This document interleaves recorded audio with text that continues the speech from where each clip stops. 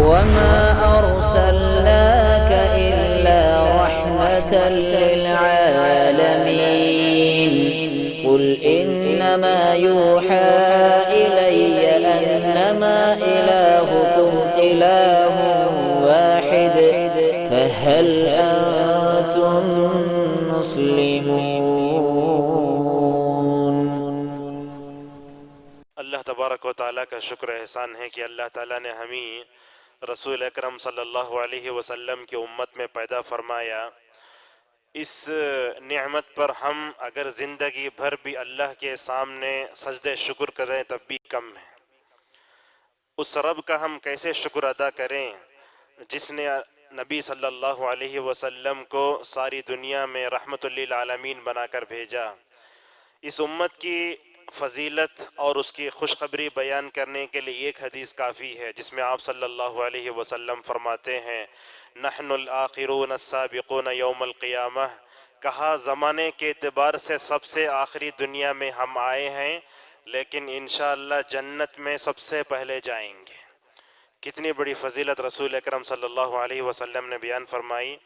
چنانچہ ہم اللہ تبارک و تعالیٰ کا شکریہ ادا کرنے کے بعد ہمارے شاگرد عزیز ہیں جبران احمد جو جامعہ دارالسلام کے طالب علم ہیں، ان کا بھی شکر ادا کرتے ہیں، اور خیر الناس کی جو یہاں دعوتی کام کرتے ہیں ان کی ٹیم کا شکریہ ادا کرتے ہیں، اور اس مسجد کے روح رواں جناب انور صاحب کا بھی میں شکریہ ادا کرتا ہوں کہ جن کی کوششوں سے خواہشوں سے اور یہ سب کام اللہ کی توفیق سے ہوتے ہیں۔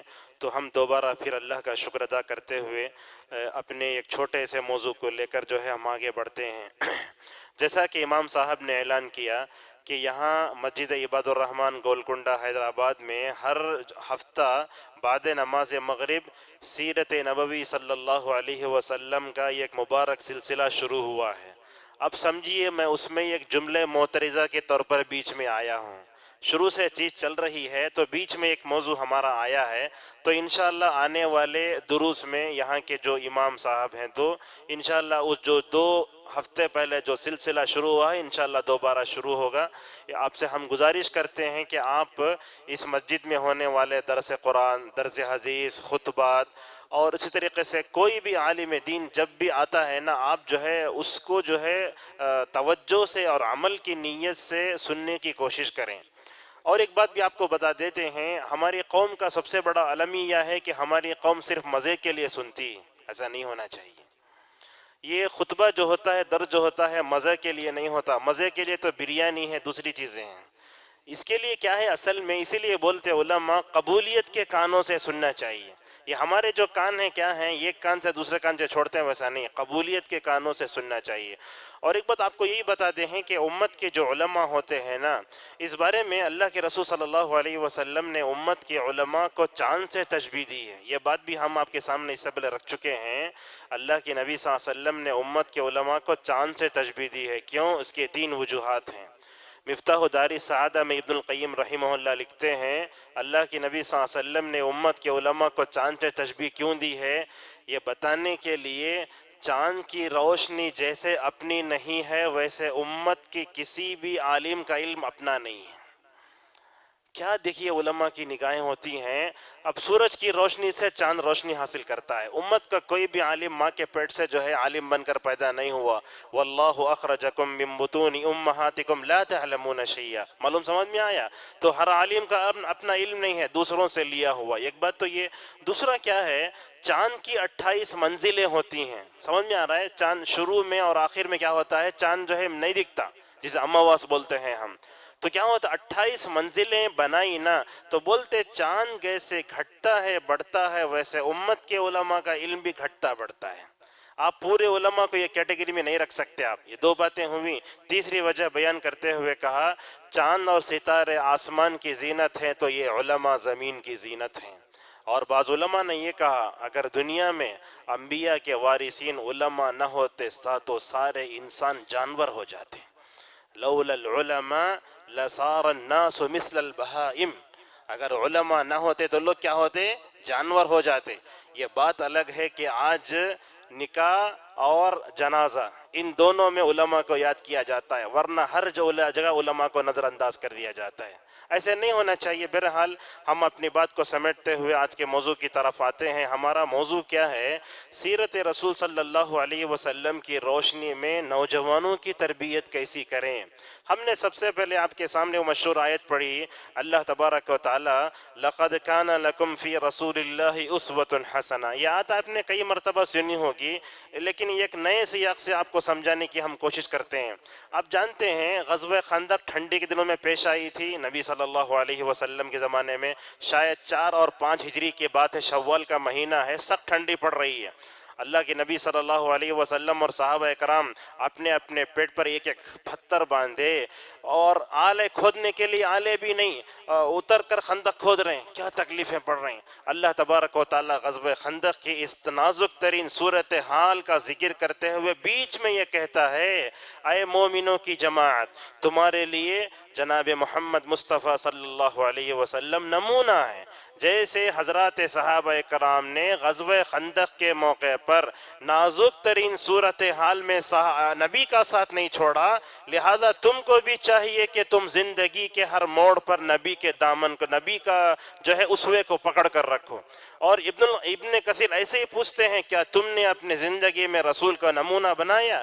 کیا تم نبی کے نقش قدم پر چلے؟ ایسے ہی الفاظ علامہ ابن کثیر نے اپنے سیرت میں لکھے ہیں، اپنے تفسیر میں لکھے ہیں۔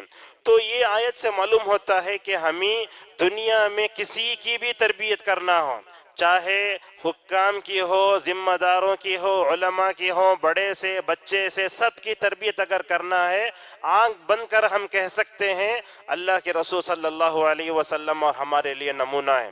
اور ایک بات آپ جانتے ہیں، اللہ کے نبی صلی اللہ علیہ وسلم کو اللہ تعالیٰ نے سورت سے تشبیہ نہیں دیا۔ یہاں دیکھیے، وہ کہا یا ایھا النبی انا ارسلناک شاہدا ومبشرا ونذیرا وداعیا الی اللہ باذنہ وسراجا منیرا۔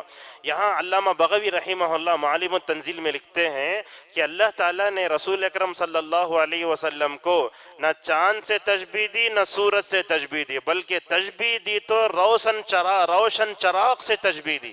اس میں کیا مطلب ہے؟ بولتے ہیں سورج کی روشنی غاروں کے اندر نہیں جاتی، سمجھ رہے ہیں؟ چاند کی روشنی غاروں کے اندر نہیں جاتی، لیکن چراغ ایک ایسے ہوتا ہے جو سارے عالم کو منور کرتا ہے، اور اس کی روشنی کیا ہوتی ہے؟ غار کے اندھیروں میں بھی جا کر مکمل طور پر سب کو منور کر دیتی ہے۔ چنانچہ آپ نے وہ حدیث سنی ہوگی، آمینہ کے پیٹ میں جب اللہ کے نبی صلی اللہ علیہ وسلم تھے تو آمینہ شام کے علاقے میں گئی تھیں، تو کہتی ہیں کہ میں نے ایک نور دیکھا۔ اس سے آپ یہ استدلال نہیں کر سکتے کہ اللہ کے نبی نور سے پیدا ہوئے، بلکہ علامہ ابن کثیر نے اس حدیث کی شرح میں لکھا، اللہ کے نبی کی ماں نے آمینہ نے جو روشنی دیکھی نا، اس کا مطلب یہ تھا کہ دنیا میں توحید کا نور پھیلے گا، بھٹکتی ہوئی انسانیت کو منزل مقصود حاصل ہوگی۔ اللہ تبارک و تعالیٰ یہ اشارہ کرنا چاہتا ہے آمینہ کے جو ہے اس خواب کے ذریعے۔ معزز حاضرین، دوسری آیت ہم نے آپ کے سامنے پڑھی، اللہ تبارک و تعالیٰ سورہ انبیاء میں کئی نبیوں کا تذکرہ کرتا ہے۔ دیکھیے سورہ انبیاء میں کئی نبیوں کا تذکرہ کرتا ہے، ابراہیم کا، سب کا، پورے انبیاء کا تذکرہ کرنے کے بعد تقریباً انبیاء کا آخری میں آ کر فرماتا ہے وَمَا أَرْسَلْنَاكَ إِلَّا رَحْمَةً لِلْعَالَمِينَ، اے نبی محترم صلی اللہ علیہ وسلم، ہم نے آپ کو صرف مسلمانوں کے لیے نہیں بلکہ دنیا میں عالم کے لیے، یعنی جتنے عالم دنیا میں ہیں ہر ایک کے لیے رحمت بنا کر بھیجا ہے۔ چنانچہ اس آیت سے معلوم ہوا کہ آپ صلی اللہ علیہ وسلم کی رحمت جہاں دنیا کے تمام طبقات میں تھی، نوجوانوں کے لیے بھی رسول اکرم صلی اللہ علیہ وسلم پیکر رحمت تھے۔ اور آپ یہ بات یاد رکھیں، جیسے نبی دنیا کے لیے کیا تھا؟ رحمت للعالمین تھا، ویسے اس نبی پر ایمان لانے والے اور نوجوان کو بھی دنیا کے لیے پیکر رحمت ہونا چاہیے۔ آج ہم دو نوجوانوں کو دیکھتے ہیں کہ نوجوان معاشرے کے لیے زحمت بن رہا ہے، درد سر بن رہا ہے، مسائل کو پیدا کرنے والا بن رہا ہے۔ اس کو کیا ہونا چاہیے؟ پیکر رحمت ہونا چاہیے، مسائل کو بڑھانے والا نہیں بلکہ مسائل کو حل کرنے والا اور کم کرنے والا ہونا چاہیے۔ معزز حاضرین، سیرت کی جب بات آتی ہے تو یہ بات بھی ہم آپ کے سامنے عرض کر دیتے ہیں، قرآن بھی ہے، اس کا مقام و مرتبہ ہے، حدیث کا اپنا مقام و مرتبہ ہے، لیکن سیرت رسول صلی اللہ علیہ وسلم کا موضوع ایسا موضوع ہے، اگر کوئی عالم دین اس کو ذکر کرتا ہے نا تو سامنے والے ادنا سے مسلمان کے کان بھی شوق سے کھڑے ہو جاتے ہیں۔ کہ اب ایک عجیب و غریب بات بولنے والے ہیں، نبی کا ذکر آ گیا ہے. تو اس سے کیا معلوم ہوتا ہے؟ رسول اللہ کی سیرت میں ایک ایسی عجیب و غریب کشش ہے، جاذبیت ہے، خوشی ہے، اہل ایمان ہے اسے محسوس کر سکتے ہیں. اللہ کے نبی صلی اللہ علیہ وسلم نے اسی لیے کہا لا یؤمن احدکم حتی اکون احب الیہ من والدہ وولدہ والناس اجمعین. ہم اپنے جان سے بڑھ کر جب تک نبی سے محبت نہیں کر سکتے اس وقت تک نبی کی سیرت کا مزہ چکنا مسلمان کے لیے جو ہے مطلب مسلمان کے لیے کیا نہیں ہے، وہ مسلمان کے لیے ممکن نہیں ہے. تو معلوم ہوا نبی سے جتنی محبت ہوگی نبی کی سیرت سننے آپ کو اتنا مزہ آئے گا. اگر آپ کو نبی کی سیرت جو ہے سیرت نبی کی ذات سے محبت نہیں ہے تو آپ صلی اللہ علیہ وسلم کی سیرت ہمارے لیے ایک سمجھی ایک ناول کی طرح لگے گی جیسے آج ہم کر رہے ہیں. معزز حاضرین، آپ دیکھیے اللہ تعالیٰ نے قرآن کریم میں کسی بھی نبی کی زندگی کی قسم نہیں کھائی. آپ جانتے ہیں اللہ نے آدم سے لے کر عیسیٰ تک کے نبیوں کا تذکرہ قرآن میں کیا. آپ پورا قرآن کھول کر دیکھیے اللہ تعالیٰ نے کسی بھی نبی کی زندگی کی قسم نہیں کھائی سوائے رسول اللہ صلی اللہ علیہ وسلم کی حیات طیبہ کے. اور اللہ تعالیٰ کو پورا اختیار ہے، جب چاہتا ہے، جہاں چاہتا ہے، جیسے چاہتا ہے، جس کی چاہے قسم کھاتا ہے. چنانچہ اللہ نے سورہ حجر میں کہا لَعَمْرُكَ إِنَّهُمْ لَفِي سَكْرَتِهِمْ يَعْمَهُونَ. اس آیت کی تفسیر میں مشہور عالم دین عز بن عبد السلام رحمہ اللہ کیا لکھتے ہیں؟ دیکھو، کہتے ہیں اللہ تعالیٰ نے رسول اکرم صلی اللہ علیہ وسلم کی حیات طیبہ کی قسم کھائی. یعنی اللہ تعالیٰ رسول اللہ کی زندگی کی قسم کھاتا ہے اور قسم کھا کر کہا یہ وہ خصوصیت ہے جو اس سے پہلے کسی نبی کو نہیں ملی اور یہ وہ خصوصیت ہے جس میں کوئی نبی آپ کا شریک نہیں ہے. چنانچہ اللہ تبارک و تعالیٰ نے نبی صلی اللہ علیہ وسلم کی زندگی کی قسم کھائی ہے. سیرت کے حوالے سے اور ایک بات بھی ہم آپ کو بتا دیتے ہیں، ہم قرآن کی روشنی میں تربیت کرتے ہیں، حدیث کی روشنی میں تربیت کرتے ہیں. یہ بات یاد رکھیے، یہ سیرت نبوی صلی اللہ علیہ وسلم دنیا کی تربیت کا سب سے بہترین سانچہ ہے. کیوں؟ اس لیے کہ اللہ تعالیٰ نے خود رسول اکرم صلی اللہ علیہ وسلم کی تربیت فرمائی. اور آپ جانتے ہیں الحمدللہ رب العالمین جب پڑھتے نا علامہ سعدی کی یہ بات آپ اپنے ذہنوں میں رکھو. بولتے تربیت کی دو قسمیں ہوتی ہیں، ایک ہوتی ہے تربیت عام، اللہ تعالیٰ دنیا میں کافر کی بھی، فاسق کی بھی، مطیع کی بھی، نافرمان سب کی تربیت کی. یہ کیا ہوتا ہے؟ تربیت عامہ ہے.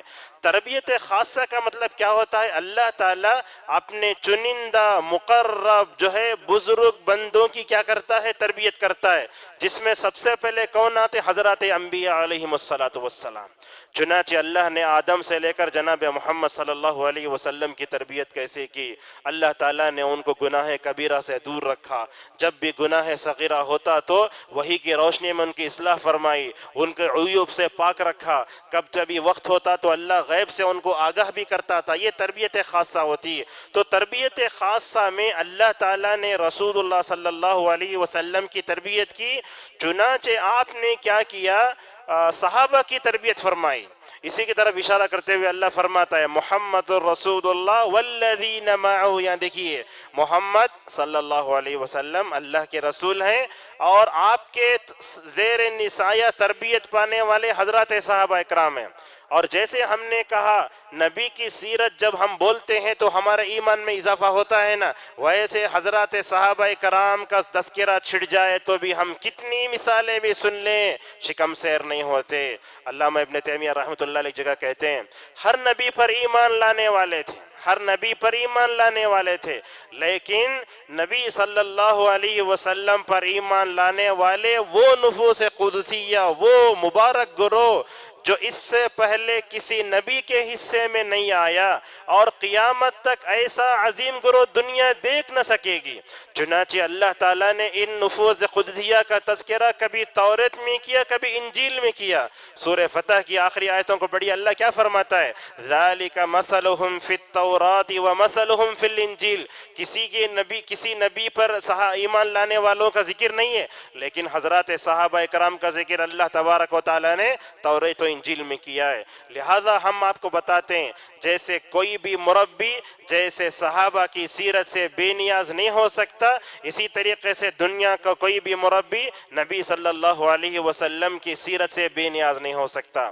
آج ہم دیکھتے ہیں دنیا نے تربیت کے لیے نئے نئے انداز نکالے. اب دیکھتے ہیں ہر دن سوشل میڈیا پہ غیر عالم سب مل کر امت کی تربیت کرنا چاہتے ہیں. لیکن یہاں سوال یہ ہے جس نے نبی کی تربیت کا طریقہ سمجھا وہی نہ امت کی تربیت کر سکتا ہے، ورنہ تو جس نے جو ہے نبی کے طریقہ تربیت کو نہیں جانا وہ سال ہا سال تربیت کے لیے لگا دے، نتیجہ صفر ہی ملے گا. یہ چیلنج ہے دنیا والوں سے. جب تک کوئی بھی عالم رسول اللہ کی طرز تربیت کو اختیار نہیں کرے گا، مکمل نہیں جانے گا، اس وقت تک وہ امت کی تربیت نہیں کر سکتا. معزز حاضرین، سیرت پڑھانا اور پڑھنا کتنا مبارک عمل ہے. اور آپ جانتے ہیں اللہ کی نبی کی سیرت پڑھتے ہیں تو سب سے پہلے اس کا اثر ہمارے اپنے دل اور ہمارے چہرے پر ہونا چاہیے. جیسے ایوب سختیانی رحمہ اللہ ایک مبارک عالم دین ہیں، ان کے بارے میں آتا ہے جب بھی وہ قال رسول اللہ صلی اللہ علیہ وسلم کہتے کب کبھی شروع ہو جاتی. نبی کا نام لیتے ایسے ہاتھ ہدرنے لگتے ان کے اور چہرے کا رنگ بدل جاتا. بولتے میں اپنے مبارک زبان سے رسول اللہ صلی اللہ علیہ وسلم کا نام لے رہا ہوں. تو اب جب بھی سیرت کی کلاس میں بیٹھو تو آپ ایسے سمجھو کہ رسول اللہ کی پوری تعظیم ہمارے سینے میں ہے. ہم نبی صلی اللہ علیہ وسلم کی مبارک سیرت کو پڑھنے کے لیے بیٹھے ہیں تو حدیث کی محفل میں جو ادب ہوتا ہے سیرت کی محفل میں وہی ادب ہونا چاہیے. اللہ کا بڑا کرم ہے کہ ہم جیسے گناہگار سیاہ کاروں کو بھی مدینے کی گود میں رہ کر علم حاصل کرنے کا اتفاق ہوا الحمدللہ. تو ہم دیکھتے ہیں مدینے میں رہ کر سیرت پڑھنے کا مزہ ہی کچھ اور ہے. آپ یہاں بیٹھ کر سیرت پڑھ رہے ہیں قابل مبارکباد ہیں، لیکن مدینے میں رہ کر سیرت پڑھنا پڑھانا ہم دیکھتے ہیں کہ چونکہ رسول اکرم صلی اللہ علیہ وسلم کا مبارک شہر ہے اور وہاں رہ کر نبی کی سیرت کو پڑھنا بڑا مبارک عمل ہے. میں اپنے ایک استاد کا حوالہ دے کر اپنی بات کو آگے بڑھاتا ہوں. مطبخ کے انچارج تھے لیکن دکتور تھے. ان کا نام تھا محمد دخیل ابھی حفظہ اللہ، ابھی باحیات ہیں. ہمیں معلوم ہے کہ ہم سنہ ثانیہ میں پڑھ رہے تھے، میرا دوسرا سال تھا، تو نبی صلی اللہ علیہ وسلم کی سیرت پڑھانے کے لیے وہ آتے تھے. مجھے دیکھتا ہوں جب بھی سیرت پڑھانے کے لیے آتے نا، جیسے ہی کلاس روم میں داخل ہوتے چہرے کا رنگ بدل جاتا تھا. اب آگے ان کو پڑھانا کیا ہے، حاضری لینا ہے، بڑے مشکل مراحل سے گزرتے. ہم تو سمجھتے ہیں کہ اللہ کی نبی صلی اللہ علیہ وسلم کی سیرت کم پڑھائیں، لیکن ایسے ڈوب کر پڑھاتے شاید کسی گھنٹی میں وہ اپنے آپ کو قابو میں نہیں رکھ سکتے تھے. ایک جملہ ہمیشہ ہم کو بولتے تھے، وہ آج بھی ہمیں یاد ہے، اور جب بھی سیرت کا تذکرہ ہوتا ہے تو وہ جملہ ضرور یاد کرتے ہیں. وہ جملہ کیا ہے؟ بولتے تھے ایسے ہی وہ اوڑھ کر آتے ہیں نا، عرب کے لوگ آپ دیکھتے ہیں نا تو ایسے ہی اوڑھتے تھے، تو بات کرنا شروع کرتے تو کیا کرتے، ایسا رونا آتا ان کو، وہ جو رومال ہوتا وہ آنکھوں کے پاس ایسا کر کے نیچے کر لیتے. اور امت کے علماء کا ایسے بھی حال رہتا تھا، جب بھی علماء پرانے ہوتے تھے نا، جب ان کو رونا آتا تو کیا ہوتا، اپنے آنسوں کو چھپاتے بھی تھے سلف. لہذا امام احمد رحمہ اللہ کے بارے میں آتا ہے جب بھی کلاس میں رونا آتا تو فوراً کھانستے ہوئے اٹھ کے باہر نکل جاتے، کہیں میرا رونا ریاکاری کا شکار نہ ہو جائے. تو ہمارے جو استاد ہیں محمد دخیل حفظہ اللہ کیا کہتے تھے، آپ لوگ بڑے مبارک ہیں، بیٹھے کہاں ہیں؟ نبی صلی اللہ علیہ وسلم کے شہر میں فی الوقت ہم ہیں. میں جیسا گنہگار، بولتے میرے جیسا گنہگار، اللہ تعالیٰ نے مجھ جیسے گنہگار بندے کو رسول اللہ کی مبارک سیرت پڑھانے کا موقع دیا نا، میں تو اس کا اہل نہیں ہوں. میں تو اتنا گنہگار ہوں کہ صلی اللہ علیہ وسلم کہہ کر اللہ تعالیٰ کی 10 رحمتوں کا مجھے مستحق بن جاؤں، ورنہ تو میں اتنا بدعمل انسان ہوں کہ رسول اللہ کی سیرت پڑھاؤں. لیکن اللہ سے امید ہے کہ میں سیرت پڑھا رہا ہوں تو یہ سیرت میری سیرت کو سدھارنے کا انشاءاللہ ضرور ذریعہ بنے گی. کیا انداز ہے، اللہ اکبر. ایسے ہی ہم دیکھتے تھے خدیجہ رضی اللہ عنہ کا تذکرہ آیا، معراج کا تذکرہ آیا تو گلا چھوڑ کے چلے جاتے تھے. اور اتنا اچھا پڑھاتے، امتحان تو اتنا آسان آیا، 15 منٹ میں پورا امتحان لکھ کے باہر آ جاتے. ایسی سیرت سدھارتے تھے، اور ہمیشہ نوجوانوں کے بارے میں بڑا خاص تذکرہ کرتے. دیکھو رسول اکرم صلی اللہ علیہ وسلم نوجوانوں کے بارے میں بڑا اپنا ہمدردانہ رویہ رکھتے تھے، اور اللہ کے نبی صلی اللہ علیہ وسلم کو امت میں جہاں عورتوں پر زیادہ جو ہے نرمی ہوتی تھی، وہیں نبی نے اپنی رحمت کی بارش نوجوانوں پر بھی ڈالی. معزز حاضرین، نوجوانی کے مرحلے کے بارے میں ایک دو باتیں کر کے ہم اپنی بات کو آگے بڑھاتے ہیں. نوجوانی کا جو مرحلہ ہوتا ہے انسانی زندگی کا بڑا سنہرا اور بہترین دور ہوتا ہے. اللہ تعالیٰ تو سورہ روم کی آخری رکوع کی پہلی آیت میں کہتا ہے اللہ الذی خلقکم من ضعف ثم جعل من بعد ضعف قوة. کہا کہ بندہ جب پیدا ہوتا ہے تو کمزور ہوتا ہے، چلنے کے لیے 2 سال لگتے ہیں اور دھیرے دھیرے بڑا ہوتا ہے. کمزوری کے بعد طاقت آتی، یہی طاقت کا مرحلہ کون سا؟ نوجوانی کا مرحلہ ہوتا ہے. اور جب وہ پھر مرتا ہے تو کیا ہوتا ہے؟ پھر ثم جعل من بعد قوة ضعفا وشیبہ، پھر کمزوری سے پیدا ہوا، طاقت کا مرحلہ آیا، پھر کمزور ہوا، بڈھا ہو کے جا کے قبر میں سو گیا. اللہ تبارک و تعالیٰ تذکرہ فرماتا ہے. اور اسی طریقے سے اللہ تبارک و تعالیٰ نے سورہ حدید میں ایک جگہ کہا انما الحیات الدنیا لعب ولہو وزینۃ. کہا کہ دنیاوی زندگی کھیل کود ہے اور وہ ایک زینت بھی ہے. علماء اس آیت کی تفسیر میں کہتے ہیں کہ نوجوانی کے مرحلے میں لڑکا ہو یا لڑکی ذرا ہینڈسم ہوتا، انہیں بنتا سنورتا ہے، تو زینت کا ذکر کر کے اللہ نے نوجوانی کی طرف اشارہ فرمایا. شروع میں نابالغ ہوتا ہے تو کھیل کود میں لگا رہتا ہے. زینت کا مرحلہ مطلب ذرا ہینڈسم بننا چاہتا ہے، خوبصورت بننا چاہتا ہے، اس کی طرف اللہ تبارک و تعالیٰ نے اشارہ کیا ہے. اور آپ پورے قرآن کا مطالعہ کریں گے تو آپ کو معلوم ہوگا اللہ تعالیٰ نے قرآن کریم میں نبیوں کا جہاں تذکرہ فرمایا ہے، ہر تقریباً کئی نبیوں کی نوجوانی کا تذکرہ فرمایا ہے. جب ابراہیم نے بتوں کو توڑا تو وہاں کہا قالوا سمعنا فتى يذكرهم يقال له ابراہیم، کہ ایک نوجوان ابراہیم نے بتوں کو توڑا تھا. جب حضرت موسیٰ کی بات آئی تو سورہ قصص میں کہا ولما بلغ اشدہ، یہاں اور سورہ یوسف میں تذکرہ ہے تو کہا ولما بلغ اشدہ. اور نوجوانی کے اس دہلیز پر قدم رکھ کر بندہ جب 40 سال کا ہو جاتا ہے، اسے وہ دعا پڑھنا چاہیے جو اللہ نے سورہ احقاف میں سکھائی حتی اذا بلغ اشدہ وبلغ 40 سنة قال رب اوزعنی ان اشکر نعمتک التي انعمت علی وعلى والدی وان اعمل صالحا ترضاه واصلح لی فی ذریتی انی تبت الیک وانی من المسلمین. اور اسی طریقے سے آپ دیکھیں گے عین جوانی کے مرحلے میں اللہ تبارک و تعالیٰ نے نبیوں کو نبوت دی، اور تمام نبیوں نے عین جوانی میں نبوت و رسالت کو پا کر تن من دھن کی بازی لگا کر دنیا کے چپے چپے کو توحید سے معمور کیا اور شرک سے پاک کر کے اللہ تبارک و تعالیٰ کے حوالے ہو گئے. حضرت نوح کتنی لمبی عمر پائے جوانی کی، 950 سال اپنے قوم میں رہ کر قوم کو توحید کا سبق پڑھایا، صبر کرتے رہے. جب آخری مرحلہ آیا تو کہا انی مغلوب فانتصر. اور چنانچہ ہمارے نبی صلی اللہ علیہ وسلم بھی عین جوانی میں نبی بنے، اور اس کے بعد آپ کے اندر کیا طاقت، غار ہرا پر چڑھنا، غار ثور کو جانا، پورے جنگوں میں جانا، یہ تمام نبی کریم صلی اللہ علیہ وسلم نے جوانی کے مرحلے میں کیا. معزز حاضرین، یہ قرآن کا تھوڑا سا ہلکا جو ہے اشارہ تھا. اب آئیے احادیث کیا ہیں اس کے نوجوانی کے بارے میں. جب بھی نکاح ہوتا ہے تو ہمارے خطبہ اور علماء یہ حدیث پڑھتے یا معشر الشباب من استطاع منکم الباءۃ فلیتزوج. اے نوجوانوں کی جماعت، اس میں مرد عورت دونوں شامل ہیں. کہا کہ تم میں سے جس کو قوت با ہے اس کو چاہیے کہ وہ جلدی شادی کر لے تاکہ اس کی نگاہ اور اس کی شرمگاہ مکمل طور پر محفوظ رہے. اور ابن مسعود رضی اللہ عنہ کی ترمذی میں روایت ہے، اللہ کے نبی صلی اللہ علیہ وسلم نے فرمایا قیامت کے دن 5 سوال ہوں گے. عمر کے بارے میں سوال ہوگا، حالانکہ جوانی عمر ہی میں آتی ہے، لیکن اللہ کے نبی نے وعن شبابہ فیما ابلہ کہہ کر الگ سے بتایا. عمر کے بارے میں سوال ہوگا کہ تم نے اپنی عمر کہاں گوائی.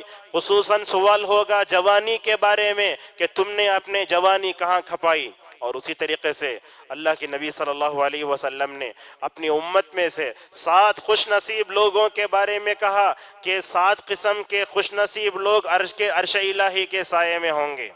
ابن القیم رحمہ اللہ اس حدیث کی تشریح کرتے ہیں 7 قسم کے لوگ اللہ تعالیٰ کے عرش کے سائے میں ہوں گے. حدیث ہے نا, اس حدیث میں 7 قسم کے لوگوں کو دیکھتا ہوں تو ایک چیز سب میں مشترکہ طور پر مجھے لگتی ہے, وہ یہ ہے کہ نفس اور خواہش کے خلاف جہاد کرنا. اب دیکھیے ہر ایک کو آپ امام عادل کی بات کرو, آپ صلی اللہ علیہ وسلم نے اس میں کہا وَشَابٌ نَشَأَ فِي عِبَادَةِ اللَّهِ, وہ نوجوان جب جوانی بھٹکنے کا مرحلہ ہوتی ہے اپنے نفس کے خلاف جہاد کر کے کنٹرول کر کے وہ نیکی کی طرف آگے بڑھتا ہے. جوانی کی عبادت کی اللہ کے پاس اتنی اہمیت ہے, ایسے نوجوان کو بلا کر اللہ تبارک و تعالی عرش الہی کے سائے میں جگہ دے گا. معزز حاضرین, اب جو ہے ہم اپنے اصل موضوع کی طرف آتے ہیں. یہ بطور تمہید کچھ باتیں ہم نے آپ کے سامنے بیان کی. رسول اکرم صلی اللہ علیہ وسلم نے نوجوانوں کی جو تربیت کی, وہ تربیت میں کیا چیزیں اور کیا کامیابیاں مضمر ہیں, سب سے پہلے ہم آپ کو بتاتے ہیں. دیکھیے اگر ہم اور آپ مسلم نوجوانوں کی تربیت کرنا چاہتے ہیں تو یاد رکھیے, اگر ہم نے نبی کا طرز تربیت اپنایا کامیابی گارنٹی ہے. دنیا کے تربیت کے ہزاروں طریقے اپناؤ آپ, اس میں کامیابی ملے گی نہیں ملے گی نہیں بول سکتے, لیکن نبی کا آزمایا ہوا طریقہ ایسا طریقہ ہے اگر آپ اس کو اپنائیں گے تو کیا ہوگا, کامیابی یقینی ہے. اسی لیے اللہ نے کیا کہا, لَقَدْ كَانَ لَكُمْ فِي رَسُولِ اللَّهِ اسوہ کے بعد حسنہ کہا. ابن عثیمین رحمہ اللہ کہتے ہیں یہ حسنتن کی قید کیوں لائی گئی, اس لیے لائی گئی دنیا میں رسول اللہ کو چھوڑ کر دوسرے مربیوں کے پیچھے تم بھاگو گے, کامیابی کا ملنا ناکامی کا ہونا کوئی جو ہے غلط ہو سکتا ہے, لیکن نبی کے طرز پر تربیت کریں گے تو کامیابی کی گارنٹی ہے. جیسے آج ہمارے حکماء علاج کرتے ہوئے کہتے ہیں کہ ہم تمہارا شرطیہ علاج کرتے ہیں, حالانکہ یہ ایسا نہیں کہنا چاہیے. لہٰذا اگر ہم اپنی تربیت نبی کے طرز پر اگر نوجوانوں کی تربیت کریں گے, ضمانت جو ہے کامیابی کی 100% ہے. اور اسی طریقے سے یہ بات دیکھیے آپ, نوجوانوں کی تربیت کرتے ہوئے رسول اللہ صلی اللہ علیہ وسلم کے مبارک طریقے کو اپنانے میں دیکھیں گے تو آپ کو اعتدال ملے گا. یہ طریقہ غلو سے پاک ہے. آپ آج دیکھیں گے ایک طرف نوجوانوں کی تربیت کر رہے ہیں تو کچھ لوگ نمازوں کی طرف لے جا رہے ہیں, کچھ لوگ خدمت خلق کی طرف لے جا رہے ہیں, کچھ لوگ کس طرف لے جا رہے ہیں. لیکن نبی کا یہ آزمایا ہوا طریقہ اگر امت اپناتی ہے نا, ہر طرح کے غلو سے پاک رہے گا. اور یہ نبی کا یہ طریقہ اعتدال اور وسطیت پر مبنی ہے. یہ کہاں سے میں نے لیا, حدیثۃ و ثلاثۃ الراحت کہتے ہیں. نبی کے پاس 3 صحابہ آئے, نبی کی بیویوں کے پاس, معلوم ہے نا حدیث, ہوا نبی کی بیویوں کے پاس 3 صحابی آئے. ایک بولے میں نماز پڑھ لے کر تو خالی, ایک بولا میں ہمیشہ روزہ رکھتا ہوں, اور ایک صحابی بولے میں شادی کرتا نہیں خالی تہجد پڑھتا ہوں. نبی بولے کون آئے تھے سبھی, تو ازواج مطہرات نے کہا کہ 3 صحابہ آئے. تو آپ نے کہا ان کو بلاؤ. آپ صلی اللہ علیہ وسلم نے ان نوجوانوں کے اندر اٹھنے والے جذبات کو کیسے صحیح رخ دیا دیکھو. آپ نے ان کو گالی نہیں دی, تربیت کا طریقہ کیسے دیکھا. تو آپ صلی اللہ علیہ وسلم نے ان سے کیا کہا, دیکھو تمہیں 3 باتیں بولے نا, تینوں باتیں غلط.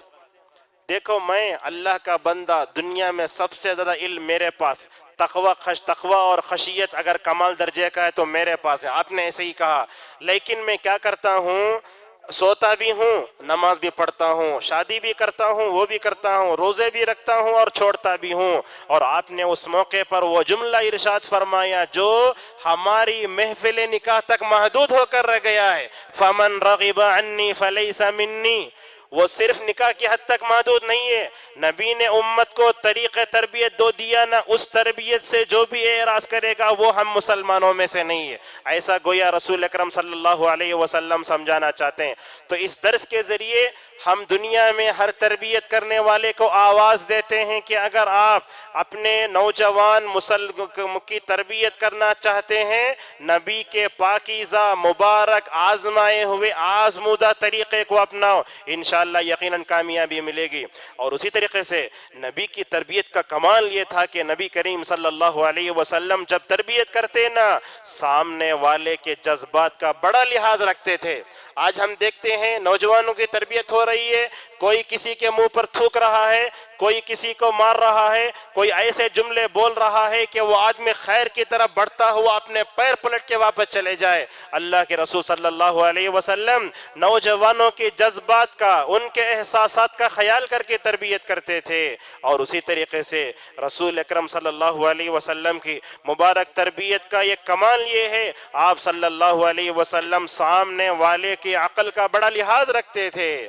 جانتے ہیں مسجد نبوی صلی اللہ علیہ وسلم کا وہ منظر جب بدو پیشاب کرنے آیا تو صحابہ مارنے اٹھے، آپ صلی اللہ علیہ وسلم نے کہا چھوڑ دو اسے، پیشاب کرنے دو، مکمل کرنے دو۔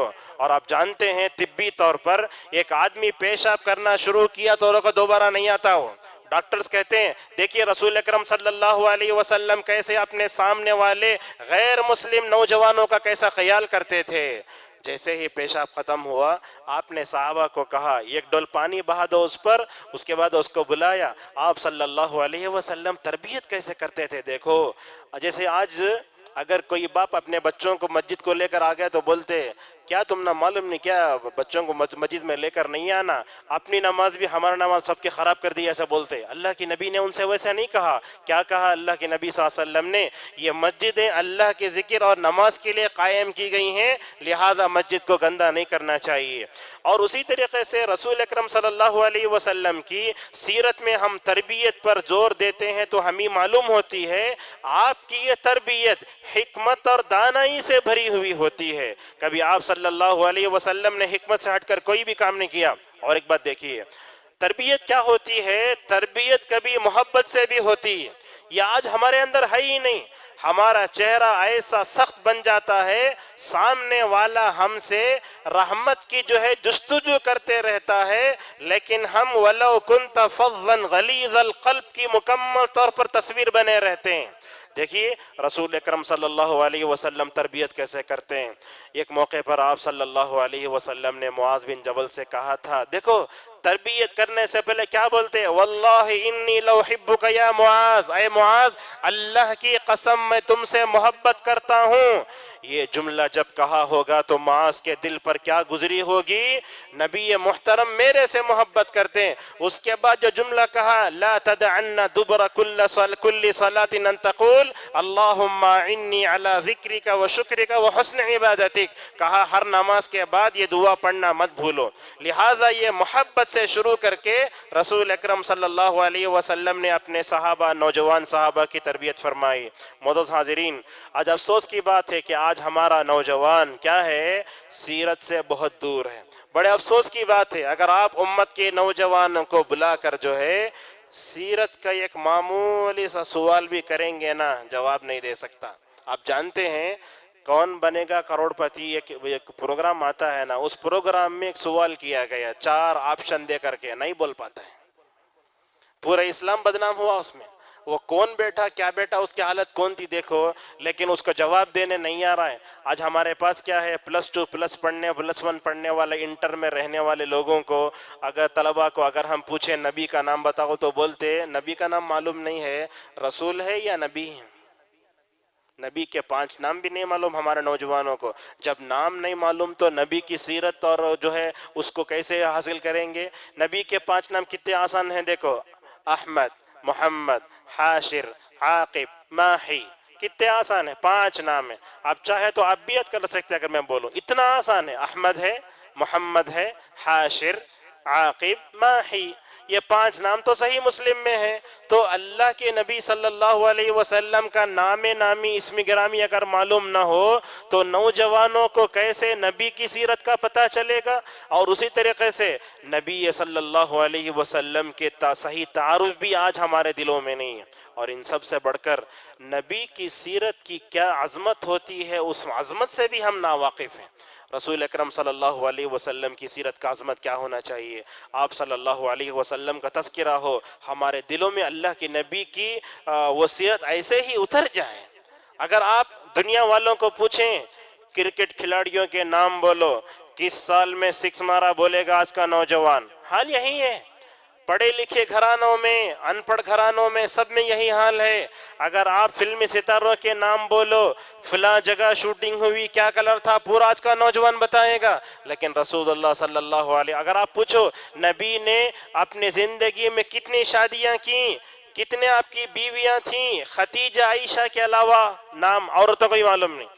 جب حال یہ ہو امت کی بہنوں کا ازواج مطہرات کے نام نہیں معلوم، رسول اکرم صلی اللہ علیہ وسلم کے بیٹیوں کے نام نہیں معلوم، رسول اللہ کے بیٹوں کے نام نہیں معلوم، تو بھلا بتاؤ ہم نبی کریم صلی اللہ علیہ وسلم کی سیرت سے کتنا واقف ہیں۔ معزز حاضرین، اس در سے ہم آپ کو پیغام دینا چاہتے ہیں کہ نبی کے طرز تربیت کو اگر ہم اور آپ اپنائیں گے، اس کا فائدہ یہ ہوگا کہ ہم کم وقت میں مکمل طور پر اپنے نوجوانوں کی تربیت کرنا سکتے ہیں۔ آج دیکھو نوجوانوں کی تربیت کے لیے بڑے بڑے پوسٹر، بڑے بڑے گراؤنڈ میں جو ہے پورے سیمینار منائے جا رہے ہیں، لیکن نبی کا طرز تربیت نہ ہونے کی وجہ سے وقت برباد، صلاحیتیں برباد، لوگوں کی صلاحیتیں سب ضائع ہو رہی ہیں، اور تحصیل حاصل کے علاوہ کچھ بھی نہیں ہے۔ لہٰذا یہ کروڑوں روپیے جو تربیت پر خرچ ہو رہے ہیں، تو ہم کیا کریں، اس کو سمیٹ کر ہم نبی صلی اللہ علیہ وسلم کی اس سیرت کو مکمل طور پر عام کرنے کی کوشش کریں۔ اور آج کے نوجوان پر یہ قرض ہے، وہ قرض کیا ہے؟ ہم غیر مسلموں کو بتائیں یہ نبی صرف ہمارے نہیں ہیں، تمہارے بھی ہیں۔ یہ بہت بڑا کام ہے جو بتانے کا۔ اگر ہم نے یہ کام نہیں کیا تو سمجھ جاؤ جیسے دن بدن ہندوستان میں مسلمانوں کے لیے حالات خراب ہو رہے ہیں، اللہ نہ کرے یہ وقت وہ آئے گا کہ نعوذ باللہ ہندوستان سے مسلمانوں کا صفایا ہو جائے۔ اس سے پہلے ہم جو ہے کیا ہو جائیں، ہوش کے ناخن لے کر ہم نبی کی سیرت کو دنیا ہندوستان کے چپے چپے، کونے کونے تک پہنچائیں۔ اور آج کے نوجوان پر اور ایک قرض ہے، وہ کیا؟ نبی کی سیرت جن جن زبانوں میں اویلیبل ہے، وہ سیرت جو ہے ان زبانوں کے جاننے والوں تک پہنچائیں۔ تیلگو میں سیرت ہے، پڑھو، تیلگو میں ہے، کنڑا میں ہے، ایسے دیکھو۔ تو جیسے الحمدللہ آج سیرت دنیا کی کئی زبانوں میں ترجمہ ہو چکا ہے، اس کا الرحیق المختوم کا انگریزی میں ترجمہ ہے، ہندی میں ہے، فلاں فلاں میں ہے، تو سیرت کو کیا مکمل طور پر ہر گھر میں پہنچاؤ۔ معزز حاضرین، اب آتے ہیں اللہ کی نبی صلی اللہ علیہ وسلم نے صحابہ کی جو تربیت کی تھی، نوجوانوں کی تربیت کی تھی، تو اس میں سب سے پہلے آپ نے جس کو ہدف بنایا وہ عقیدے کی اصلاح ہے۔ سب سے پہلے عقیدے سے ہم شروع کرتے ہیں۔ چنانچہ سیرت میں آتا ہے کہ رسول اکرم صلی اللہ علیہ وسلم نے مکی دور میں جیسے صحابہ کو پیدا فرمایا، وہ پورے نوجوان تھے۔ چاہے آپ ابو بکر کی بات کریں، عمر کی بات کریں، ابو بکر کی عمر جو ہے 37 سال کی ہے اسلام میں داخل ہونے کے وقت۔ ایسا عمر کی حکم کیا تھی، پورا تاریخ میں دے سکتے ہیں۔ حضرات صحابہ کرام کو توحید پرست بنایا، صحابہ میں تبدیل کیا، صحابہ بنے وہ۔ اللہ کی نبی صلی اللہ علیہ وسلم نے عقائد کی اصلاح کی، کیسے کی؟ دیکھو مکی دور میں آپ صلی اللہ علیہ وسلم نے نہ زنا کے بارے میں کچھ کہا، نہ طلاق کے بارے میں کہا، نہ عدت کے بارے میں کہا، نہ زہار، طلاق، کچھ نہیں۔ توحید توحید توحید۔ عرب علماء تو بولتے ہمیشہ توحید ہی کہتے رہو اور توحید ہی پڑھتے رہو۔ اگر ہماری توحید اگر اندر آ گئی نا تو دنیا کی ساری خوبیاں ہمارے اندر آ جائیں گی۔ آج ہمارے نوجوانوں کا حال توحید میں کیا ہے آپ کچھ جانتے ہیں؟ دیکھیے حضرت عمر رضی اللہ عنہ کا عقید توحید کیسے تھا؟ کیسے تھا عقید توحید؟ آپ صلی اللہ علیہ وسلم نے ایک مرتبہ ان سے کہا تھا، اے خطاب کے بیٹے، جس راستے سے تم چلتے ہو تم کو دیکھ کر شیطان اپنا راستہ بدل لیتا ہے۔ یہ کون سی عقیدے کی طاقت تھی؟ علامہ ابن حجر رحمہ اللہ کہتے ہیں حضرت عمر کے اندر فراست تھی، سب تھی، لیکن ان کے عقیدے کی طاقت سے شیطان بھی ڈرا کرتا تھا۔ آج ہمارے نوجوانوں میں وہ عقیدے کی قوت ہے۔ آج دنیا کو ایک عمر کی ضرورت ہے، حقیقی عمر جو پیدا ہو کر دنیا میں عقیدے کا وہ مکمل طور پر بول بالا کرے۔ یہی عمر کو دیکھتے ہیں آپ، جب حجر اسود کے قریب ہوتے ہیں تو جذباتی ہو جاتے ہیں، کہتے ہیں اے پتھر میں تجھے بوسہ نہ دیتا اگر میں تجھ کو رسول اللہ بوسہ دیتے ہوئے نہ دیکھتا، کبھی بوسہ نہیں دیتا۔ اور کیا کہتے ہیں، دیکھو مجھے معلوم ہے کہ تو نہ نفع دیتا ہے نہ نقصان، حالانکہ وہی عمر اسلام لانے سے پہلے بتوں کے سامنے جھکا کرتے تھے۔ اللہ کے نبی صلی اللہ علیہ وسلم نے عقائد کی کیسے اصلاح فرمائی۔ یاسر کا پورا خاندان آپ جانتے ہیں، عمار کی ایک مثال آپ لے لیجیے، عمار رضی اللہ عنہ کے عقیدے کی اصلاح کیسے کی۔ آپ صلی اللہ علیہ وسلم نے حضرت عمار کے بارے میں کیا کہا عمار سر کے تالوں سے پیر کے تلوے تک مجھے ایمان نظر آتا ہے، ایسے ہی آپ نے کہا۔ اور عمار رضی اللہ عنہ جب مسجد نبوی صلی اللہ علیہ وسلم کی تعمیر کے دوران ہر ایک صحابی ایک ایک اینٹ اٹھا رہے ہیں، ان کے عقیدے اور ایمان کی قوت ایسی ہے، دو دو اینٹیں اٹھا رہے ہیں حضرت عمار۔ جب آپ نے ان کو دیکھا تو کہا اے عمار ایک وقت وہ بھی آئے گا کہ تم کو ایک باغی جماعت مارے گی۔ آپ صلی اللہ علیہ وسلم نے پیشن گوئی فرمائی، اور یہی وہ عمار ہیں جن کو لے جا کر کے کہ کفار مکہ نے کفر بکنے پر مجبور کرایا تھا، نبی کے خلاف گستاخی کرنے پر مجبور کرایا تھا، کفر بک دیا۔ جا کر نبی کے پاس آئے، کہنے لگے یا رسول اللہ، لے گئے تھے کفار مجھے، انہوں نے مجھے اسلام چھوڑنے کے لیے کہا اور کہا کہ تم کفر بولو۔ یا رسول اللہ میں نے کفر کہہ دیا۔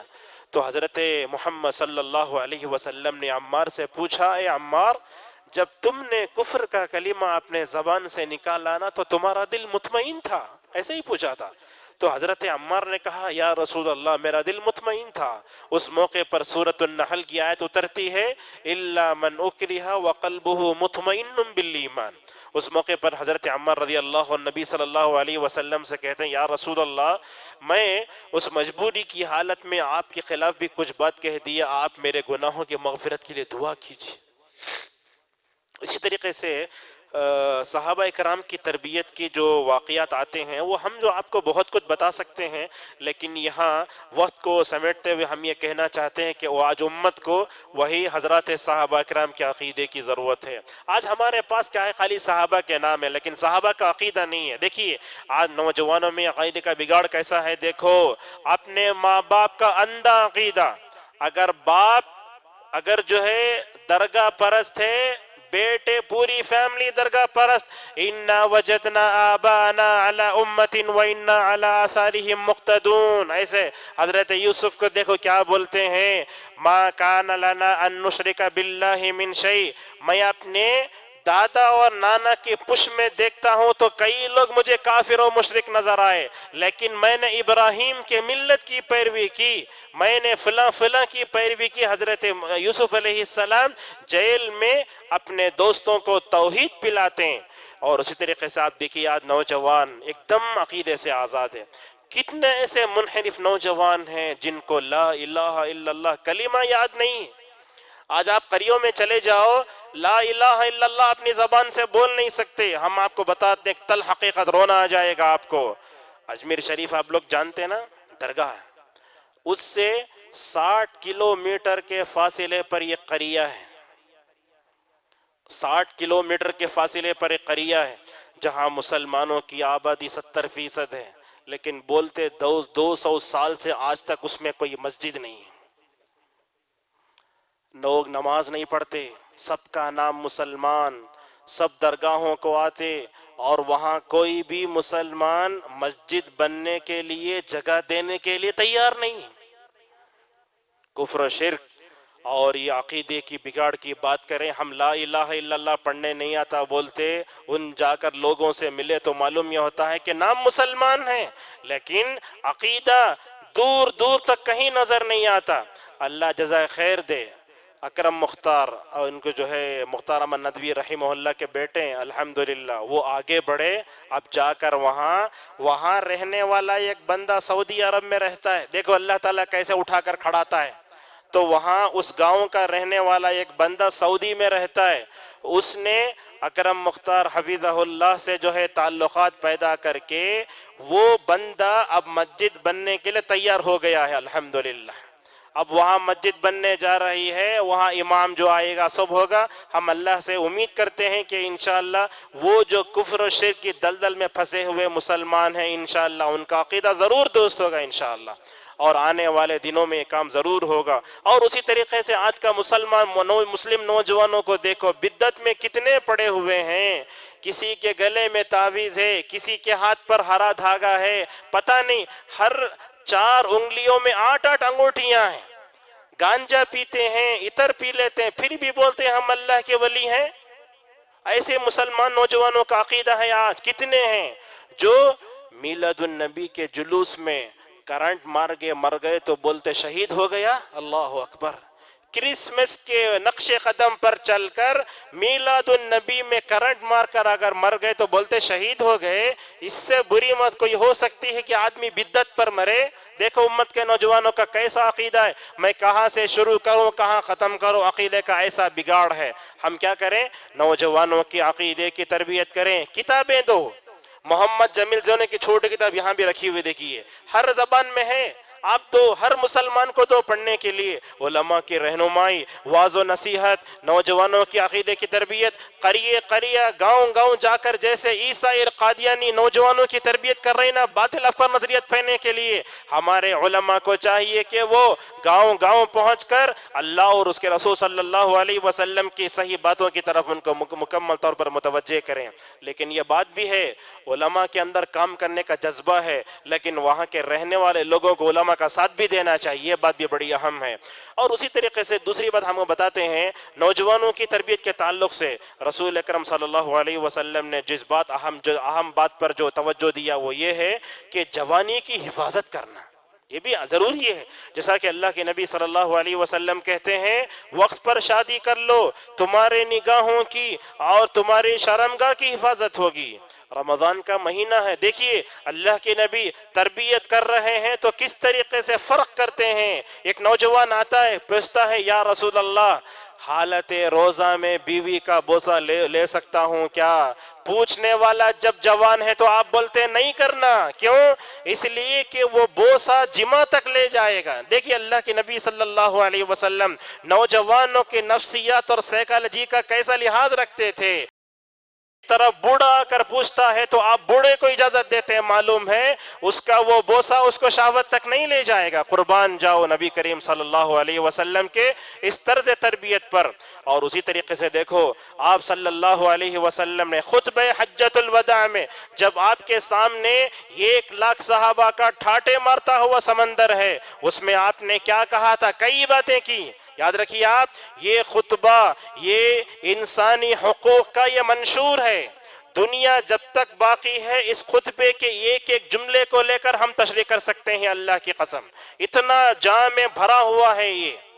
اس میں آپ صلی اللہ علیہ وسلم نے جن باتوں کی طرف توجہ دلائی، آپ نے اس میں یہ بھی کہا لوگو اپنی نگاہوں کو نیچی رکھو، اپنے شرمگاہوں کی حفاظت کرو۔ یہاں نوجوان بھی ہے نا تو ہم ایک بات کہنا چاہتے ہیں، یاد رکھیے اللہ تبارک و تعالیٰ نے سورہ نور جانتے نا، سورہ نور میں اصلاح معاشرہ کئی اصول دیے، اس میں اللہ نے یہ بھی بتایا معاشرہ اس وقت تک پاک نہیں ہوگا جب تک کہ مومن مرد عورتیں اپنی نگاہوں کی حفاظت نہیں کر لیتے۔ اللہ نے الگ الگ حکم دیا، قل للمؤمنین یغضوا من ابصارہم ویحفظوا فروجہم، قل للمؤمنات یغضضن من ابصارہن ویحفظن فروجہن۔ یہاں خواتین اسلام بھی ہیں، اگر مرد کو حکم دیتا عورتیں بولتے ہم نہ نہیں ہے سکائے، اگر عورتوں کو بولتے تو مرد بولتا شاید ہم نہ ضرورت نہیں ہے، لیکن اللہ تعالیٰ نے دونوں کو حکم دے کر آخر میں کیا کہا؟ ذالک ازکا، کہا یہ تمہارے معاشرے کو پاک کرنے کا ایک ذریعہ ہے، نگاہ کی حفاظت کرو۔ معزز حاضرین، یہ بات بھی ہم آپ کو بتاتے ہیں کہ شریعت نے نوجوانوں کی حفاظت کے بارے میں جب بات کہی تو شریعت نے کیا کیا؟ یہ زنا کی طرف اور یہ اخلاقی برائیوں کی طرف لے جانے والے سارے راستوں کو بھی اسلام نے بند کر دیا۔ کبھی کہا ولا متخذی اخدان، کبھی کہا ولا متخذات اخدان۔ یہ تو کیا ہیں؟ یہ دونوں آیتوں کے ٹکڑے ہم پڑھے تھے نا، ان آیتوں سے معلوم ہوتا ہے شادی سے پہلے اسلام کے نزدیک گرل فرینڈ بائی فرینڈ کی اجازت نہیں ہے۔ جیسے کہ قرآن میں معلوم ہوتا ہے. اور اسی طریقے سے اللہ تبارک و تعالیٰ نے سورہ بنی اسرائیل میں کہا وَلَا تَقْرَبُوا الزِّنَا. آپ اللہ کے کلام کے ان الفاظ پر غور کرو. اللہ نے یہ نہیں کہا کہ تم زنا مت کرو، اللہ نے کہا زنا کے قریب مت جاؤ. علماء کیا بولتے؟ کل ما یوصل الی الحرام فہو حرام، جو حرام تک لے جاتا ہے وہ بھی حرام ہے. لہذا کیا معلوم ہوا؟ شادی سے پہلے ہماری مسلم نوجوان لڑکے واٹس ایپ کے ذریعے، انسٹاگرام کے ذریعے، فیس بک کے ذریعے، فیس بک میں تو ایسے ایسے تماشے ہوتے ہم آپ کو بتاتے ہیں. میل رہتا ہی نے فیمیل لکھتا ہوں اور فیمیل رہ کر میل لکھتا ہے. جھوٹا، دھوکہ، ایسا بہت ہوتا ہے. اور اتنی گندگی بھر گئی ہے اس میں، 99% غلط استعمال آ رہا اور 1% صحیح استعمال ہو رہا ہے. اور ہم یہاں آئے ہوئے خواتین سے کہنا چاہیں گے اپنے بچیوں کو ہرگز موبائل مت دلاؤ. سب سے پہلے ان کے اندر اللہ کا ڈر پیدا کرو. بچی کو بولو بیٹی جہاں کہیں رہو اللہ تمہیں دیکھتا ہے. یہ ایمان اگر پیدا کر کے اگر موبائل دیتے ہیں تو بات الگ ہے. ایمانی تربیت کرے بغیر اپنے بچوں کو موبائل دیں گے تو یاد رکھو غارت ہو جائیں گے بچے، ورنہ تو رونے کے علاوہ کچھ ہاتھ نہیں آئے گا. تو لہذا کیا معلوم ہوتا ہے؟ یہ زنا کی طرف لے جانے والے سارے راستے بھی حرام ہیں. دیکھیے ذی الحجہ کی 10ویں تاریخ ہے. رسول اکرم صلی اللہ علیہ وسلم جانور پر بیٹھ کر طواف کر رہے، طواف افاضہ، جانتے طواف افاضہ کر رہے ہیں. کوسا دنیا کا سب سے مقدس جگہ، سائنٹیفک اعتبار سے دنیا کا سب سے سینٹر کعبۃ اللہ، وہاں مطاف میں اللہ کے نبی جانور پر بیٹھ کر کیا ہے طواف کر رہے ہیں. جانور پر کئی کو چڑھے بولے تو اس کی وجہ یہ ہے نیچے سے طواف کرے تو اللہ کے نبی طواف کیسا کرے معلوم نہیں ہوگا نا، اس لیے اوپر چڑھ گیا اسٹیج کے جیسا طواف کر رہے ہیں. پیچھے کسے بیٹھا ہے؟ فضل ابن عباس رضی اللہ عنہ. کون؟ رسول اکرم صلی اللہ علیہ وسلم کے چاچا کے بیٹے. سمجھ رہے نا آپ؟ تو طواف کر رہے تھے، ایک اچانک ایک خوبصورت عورت آئی. انہیں پردے میں تھی، بے پردہ نہیں تھی. انہیں کچھ لوگ عورتوں کو بے پردہ کرنے کی وجہ سے حدیث پیش کرتے ہیں، وہاں کھلا تھا نا چہرہ. اب ایسا بولتے ہیں لوگ، بیچ بیچ میں شوشے چھوڑتے رہتے. تو کیا ہم بتاتے ہیں وہ عورت کیا ہے، فوراً ایک بچے کو اٹھا کر پوچھی یا رسول اللہ یہ بچے پر بھی حج فرض ہے کیا؟ تو اللہ کے نبی صلی اللہ علیہ وسلم نے کہا حج تو اس پر فرض نہیں ہے، نفل کرا تو ماشاءاللہ تمنا اجر ملتا. تو اس سے کیا معلوم ہوتا؟ بالغ ہونے سے پہلے بچے جو بھی عمل کرتے ماشاءاللہ اس کا اجر و ثواب والدین کے لیے اتنا ہی لکھا جائے گا.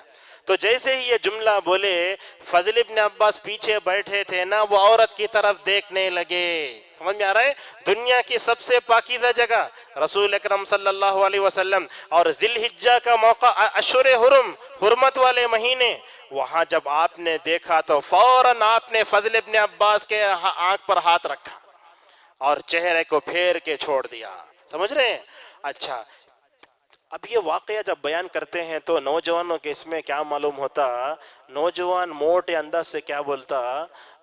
صحابہ بھی لڑکیاں کو دیکھتے تھے کہ یاد رکھو ایسا جملہ کبھی مت بولو. صحابہ کے جو واقعات ہوتے ہیں نا، ہمیں برائیوں میں ملوث کرنے آپ کو نہیں بولتے کبھی بھی. جملہ یاد رکھو آپ، برائیوں میں ملوث کرنے نہیں.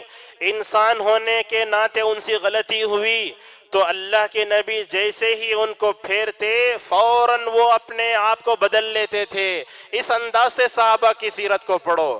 حضرت عباس فوراً بھاگ کر آئے، مسند احمد کی روایت ہے، فوراً بھاگ کر آ کر کیا بولے؟ دیکھو چاچا ہو کو بھی بھتیجے سے بات کرنے کا انداز کیسے ہے. تمہیں کئی کو میرے بیٹے کی گردن موڑے سے تمہیں نہیں بولے ایسا. کیا بولے معلوم؟ اپنے چچازاد بھائی کی گردن کیوں موڑے تم؟ اللہ اکبر، قربان جا گفتگو کرنے کی انداز پہ.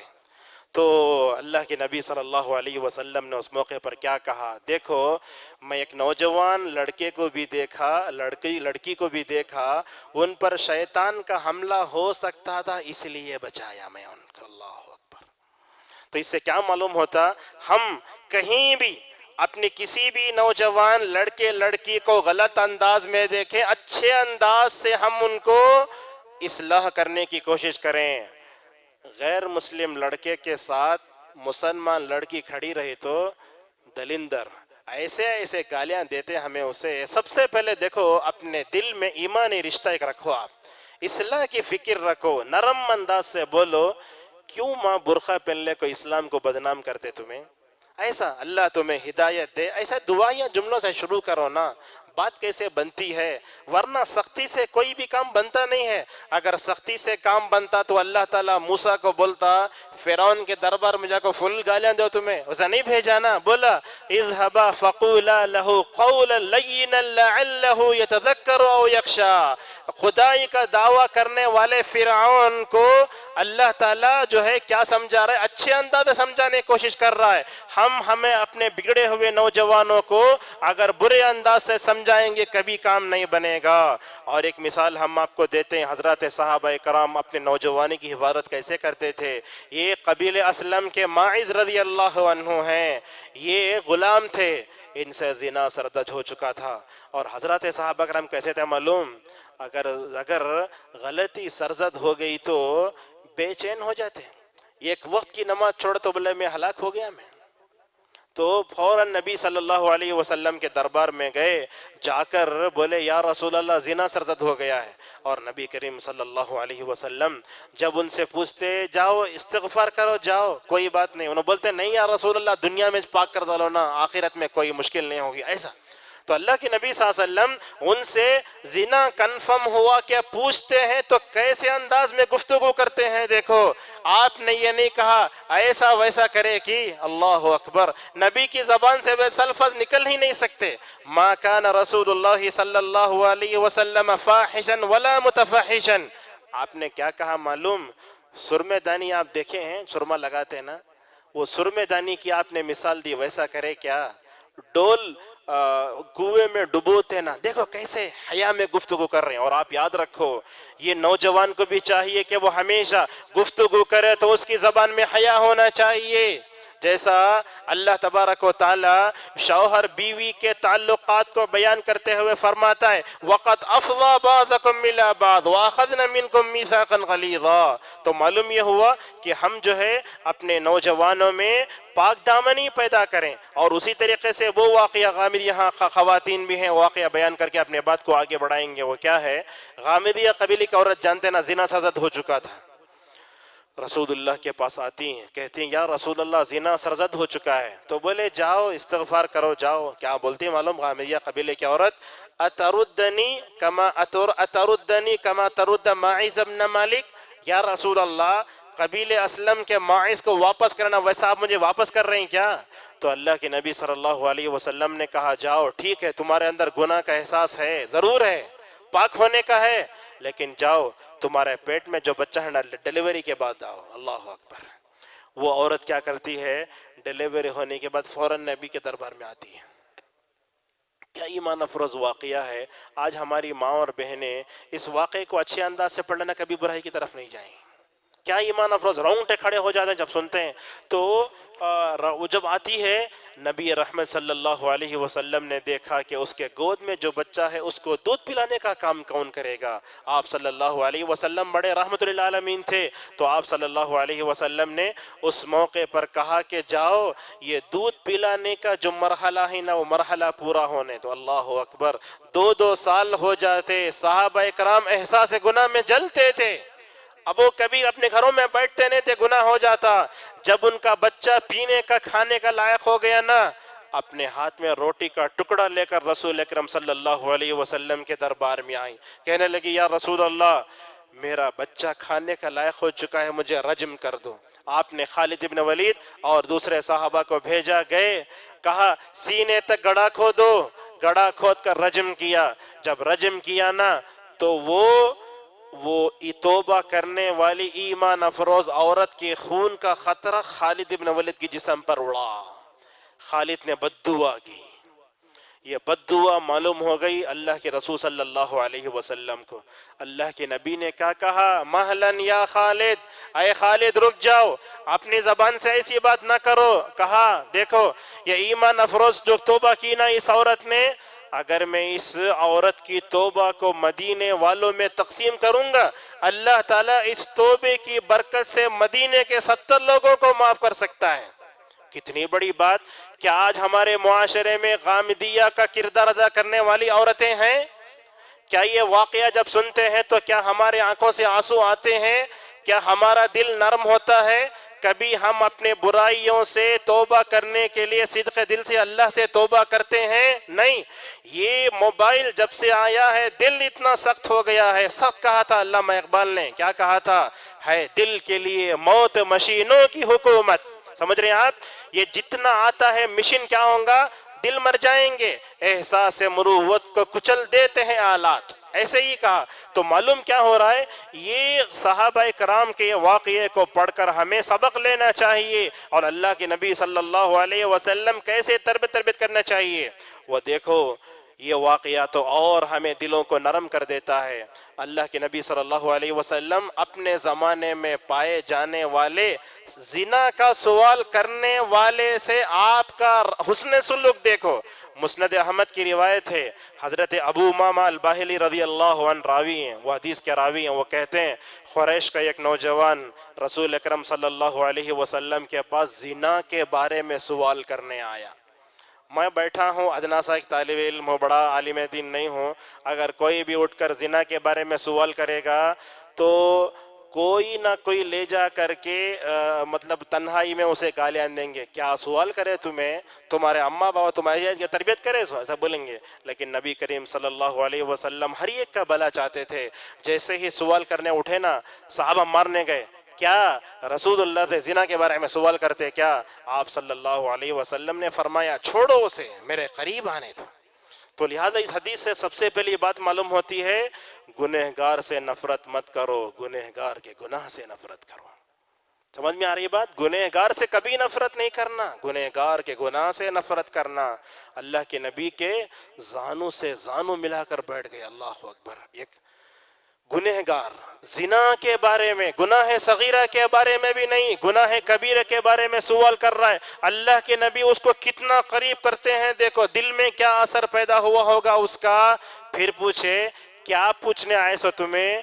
تو اس نے کہا یا رسول اللہ، پھر وہی سوال، زنا کی اجازت دیجئے. تو اللہ کے نبی صلی اللہ علیہ وسلم تربیت کیسے کرتے ہیں دیکھو. آپ نے سب سے پہلے اس سے کہا کیا تم اپنی ماں کے ساتھ زنا کرنے کو پسند کرو گے؟ ایک ایک سوال دل میں تیر بن کر اترا.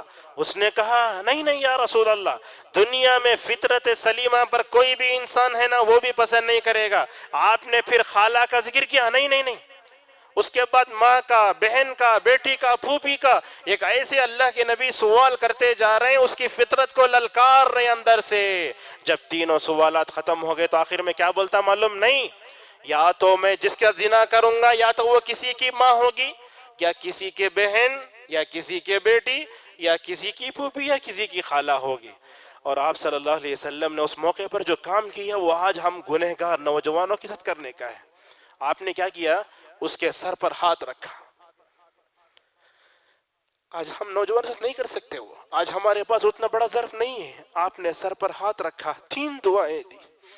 کوسے کوسے کہنے لگے اللہم اغفر ذنب، اے اللہ کے نبی اس کے گناہ کو معاف کر دے تو. دوسرا سوال آیا اللہم طہر قلبہ، اے اللہ اس کے دل میں یہ جو برے خیالات پیدا ہو رہے ہیں دل کو پاک کر دے. 2.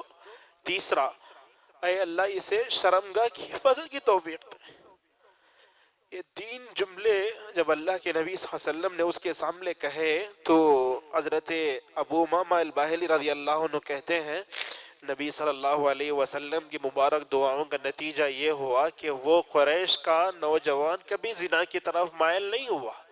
ٹھیک ہے، یہ حدیث کو ذکر کرنے کے بعد مشہور عالم دین مدینے کے عبدالرزاق البدر حفظہ اللہ زار و قطار روتے، بہت روتے، بولتے آج ہمارے معاشرے میں نوجوان 2 طرح کے ہیں.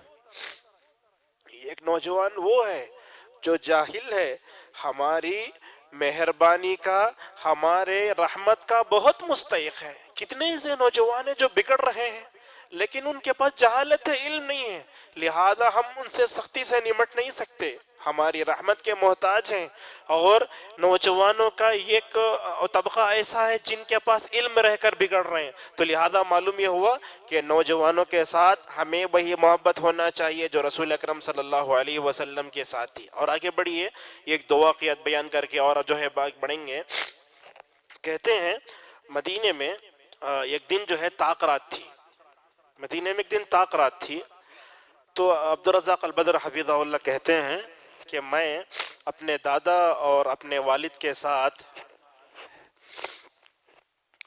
کار میں بیٹھ کر سوار ہو کر حرم کو جا رہے تھے. یہ واقعہ پتہ نہیں آپ لوگ سنے ہوں گے، لوگ دوبارہ دوہرا دیتے ہیں. میں اپنے والد کے ساتھ اور اپنے دادا کے ساتھ بیٹھ کر حرم کو جا رہے تھے. جیسے ہی ہم اپنے گھر سے نکلے تو راستے میں دیکھتے ہیں کہ طاق رات ہے. سعودی نوجوان کیا کر رہے ہیں؟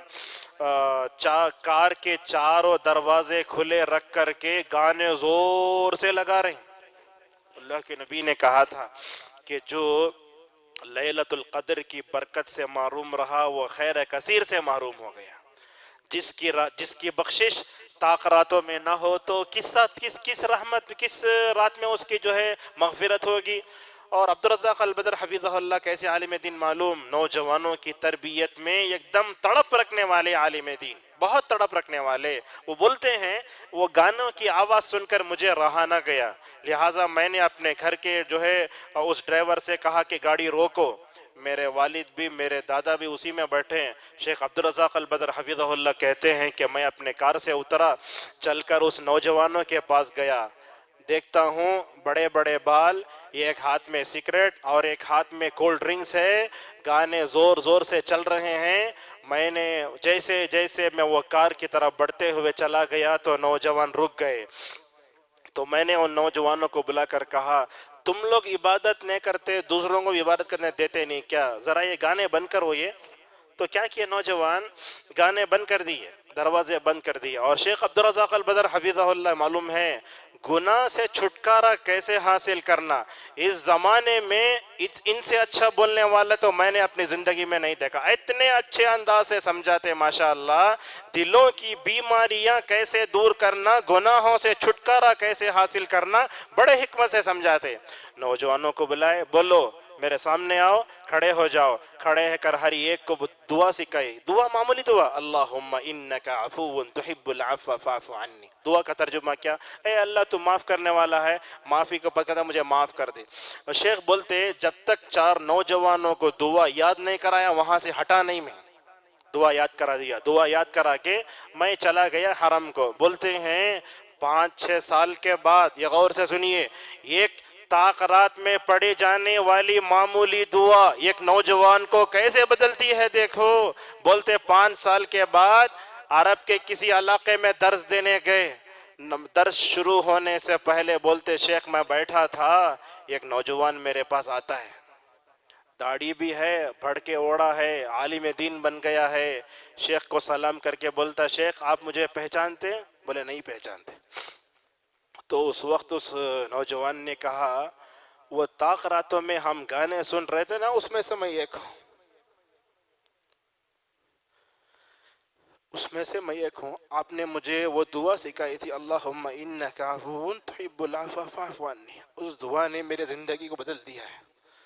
دیکھو شب قدر کی اتنی معمولی سی دعا، اگر ہم علماء نوجوانوں کی صحیح تربیت کرنے کا ٹھان لینا تو ہم ایک دعا کے ذریعے نوجوانوں کی زندگی کو مکمل طور پر بدل سکتے ہیں. اور اسی طریقے سے اگر نوجوان اپنی نوجوانوں کی حفاظت، اپنی جوانی کی حفاظت کرنا چاہتے ہیں، یوسف علیہ السلام کے قصے کو غور سے پڑھنا ہوگا. یوسف علیہ السلام جانتے ہیں نا کیسے پاک دامن عزیز مصر کی بیوی جو زلیخا کے نام سے مشہور ہے پیچھے سے پکڑنے بھاگ کر آئی. حضرت یوسف دامن بچا کر بھاگ کر گئے.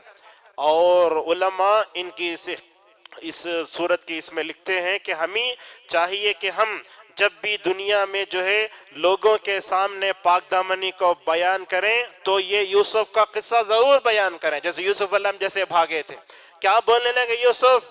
اے اللہ مجھے جیل کی سلاخیں پسند ہیں لیکن عورتوں کا فتنہ مجھے پسند نہیں.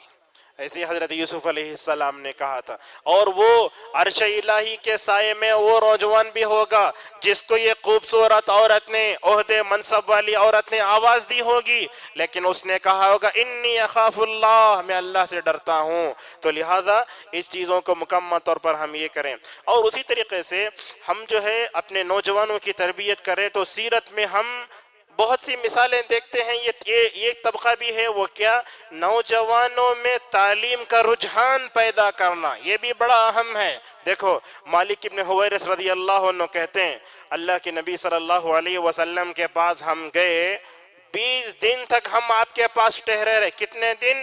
20 دن.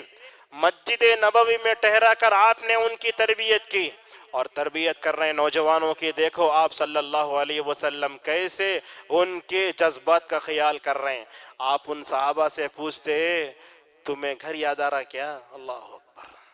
یا پوچھتے تمہارے گھر والے تم کو یاد کرتے ہوں گے، 20 دن ہو گئے نا، تو کیا کرتے؟ تو اللہ کے نبی صلی اللہ علیہ وسلم کے اس سلوک کو دیکھ کر مالک ابن حویرث کیا کہتے ہیں؟ کان رسول اللہ صلی اللہ علیہ وسلم رحیما و رفیقا. کہا کہ اللہ کے نبی ہمارے لیے مہربان بھی تھے، بڑے نرم تھے. آپ نے کیا فرمایا؟ آپ نے کہا تم کو اپنے گھر والوں کی یاد آتی ہوگی، لہٰذا تم یہاں سے جاؤ. 20 دن تک ٹھہرایا، ان کو سب سکھایا، اور بولے اپنے گھر والوں کو جا کر سب سکھاؤ. حضرت مالک ابن حویرث رضی اللہ عنہ کہتے ہیں اللہ کے نبی نے بہت چیزیں بتائیں، میں بھول گیا، لیکن ایک بات یاد ہے، سلو کما رأیتمونی اصلی. اسی موقع کا وہ ٹکڑا ہے. اور آپ صلی اللہ علیہ وسلم نے اس موقع پر فرمایا تھا جب تم جا رہے ہو نماز کا وقت آ جائے تو تم میں سے ایک آدمی کیا کرے؟ اذان دے اور بڑا امامت کرے. معزز حاضرین، نوجوانوں کے اخلاق کیسے ہونا چاہیے علامہ بن باز رحمہ اللہ کے اس واقعے سے ہمیں معلوم ہوتے ہیں. علامہ بن باز رحمہ اللہ کے پاس ایک طالب علم تھا افریقہ کا. وہ جو ہے ان کے پاس علم حاصل کرتا تھا رہ کر. اس زمانے میں شاید لینڈ لائن تھا، آج کل تو فون آ رہے ہیں، لینڈ لائن سمجھتے نا فون تھا. تو علامہ بن باز کے پاس پڑھنے والا وہ طالب علم تھا. تو طالب علم کی بیوی نے علامہ بن باز کے نمبر کے گھر کے نمبر پر فون کیا تھا. سمجھ رہے نا آپ؟ علامہ بن باز رحمۃ اللہ علیہ کے گھر کے نمبر پر ان کے ساتھ رہنے والے شاگرد کی بیوی کا فون آیا تھا. علامہ بن باز سامنے بلا کر دیا، دیکھو تمہارے بیوی بات کر رہی. لو انہوں کیا کرے؟ طالب علم فون لے کر بولے میں علامہ بن باز کے ساتھ ہوں، ذرا اس وقت بات نہ تو کرو، رکھ ڈل. تو علامہ بن باز کیا بولتے ہیں دیکھو. پوچھے کس سے بات کر رہے تم؟ بولے میں بیوی کے ساتھ بات کیا. بولے تمہارا یہ سلوک رسول اکرم صلی اللہ علیہ وسلم کی حدیث کے خلاف ہے. تم میں سب سے بہتر وہ ہے جو اپنی بیوی سے اچھا ہو. خیرکم لأہلی وانا خیرکم لأہلی. اور علامہ بن باز رحمۃ اللہ علیہ کیا کیا معلوم؟ دوبارہ بولے نمبر لگاؤ، اپنی بیوی سے اچھا بات کرو. یہ ہوتا ہے نوجوانوں کو، علماء کو اس طریقے سے سدھارنے کا. یہ طریقہ ہم سلف کے نزدیک دیکھتے ہیں. اور اسی طریقے سے معزز حاضرین، جو ہے آج کا دور میں ہم دیکھتے ہیں کہ نوجوان طبقہ علم سے بہت دور ہے. صحیح بات ہے نا؟ یہ ان کے پاس ہزاروں ڈگریاں ہیں، لیکن ان کے پاس کلمہ توحید کی تقسیم کیا ہے، لا الہ الا اللہ کی شرطیں کیا ہیں، قیامت کی بڑی نشانیاں کی سب کچھ بھی نہیں جانتے ہمارے نوجوان. لہٰذا آپ ان کو علم دو، لیکن علم کے ساتھ ساتھ مکمل طور پر دینی علم بھی دینا چاہیے. تو کیا کرنا اس کے لیے؟ ہمارے مدارس میں تو الحمدللہ جو 10th اور +2 پڑھ کر آتے ہیں مدارس میں، ان کے لیے 9 سال کے تعلیم کو 6 سال میں پڑھایا جاتا ہے. یہ ایک نظم ہے، ہر مسجد میں انتظام ہونا چاہیے. الحمدللہ شہر حیدرآباد میں دورہ شرعیہ کے نام سے نوجوان لڑکے لڑکیاں پڑھ رہی ہیں. یہ قابل مطلب تقلید یہ چیز ہے، اس کو مکمل طور پر اور آگے بڑھانا چاہیے. اور اسی طریقے سے اس درس سے اور ایک پیغام ہم دینا چاہتے ہیں کہ نوجوانوں کے لیے ایک نصاب بھی بنایا جائے، مردوں کے لیے بھی عورتوں کے لیے بھی، چاہے وہ چھٹیوں میں مکمل طور پر اس کو پڑھ لیں. اور اسی طریقے سے ہمارے نوجوانوں کی تعلیم کی بات جب آتی ہے تو ہمارے نوجوانوں کو اردو عربی زبان سکھانا بھی بہت ضروری ہے. یہ بہت ضروری ہے. آج ہمارا نوجوان اردو عربی میں نابلد ہو کر دین سے دور ہوتا جا رہا ہے. میں تو بولتا ہوں اردو زبان سیکھنا یہ عبادت ہے. کیوں؟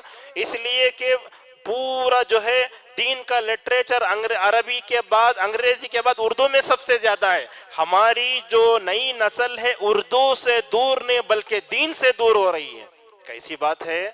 آپ سمر اسلامی کیمپ چلاؤ، 70 بچوں کو لائے تو افسوس ہوتا ہے 80 بچے انگلش لکھتے، 2 بچے خالی اردو لکھتے رہتے. آج ہمارا حال یہ ہے. اور عربی جانتے نہیں. عربی کو تو ایک دم پوری ایک دم کیا ہے. ابن تیمیہ رحمہ اللہ کہتے ہیں عربی زبان سے محبت ہمارے عقیدے کا ایک جز ہے. آج ہمارے نوجوانوں کو انگریزی زبان سے جو محبت ہے وہ عربی سے نہیں ہے، لہذا اردو عربی زبان ہے مکمل طور پر سیکھنا چاہیے. اور اسی طریقے سے نوجوانوں کی تربیت کرتے ہوئے رسول اکرم صلی اللہ علیہ وسلم نے جو بتایا تہذیب، اخلاق اور آداب بھی سکھانا چاہیے.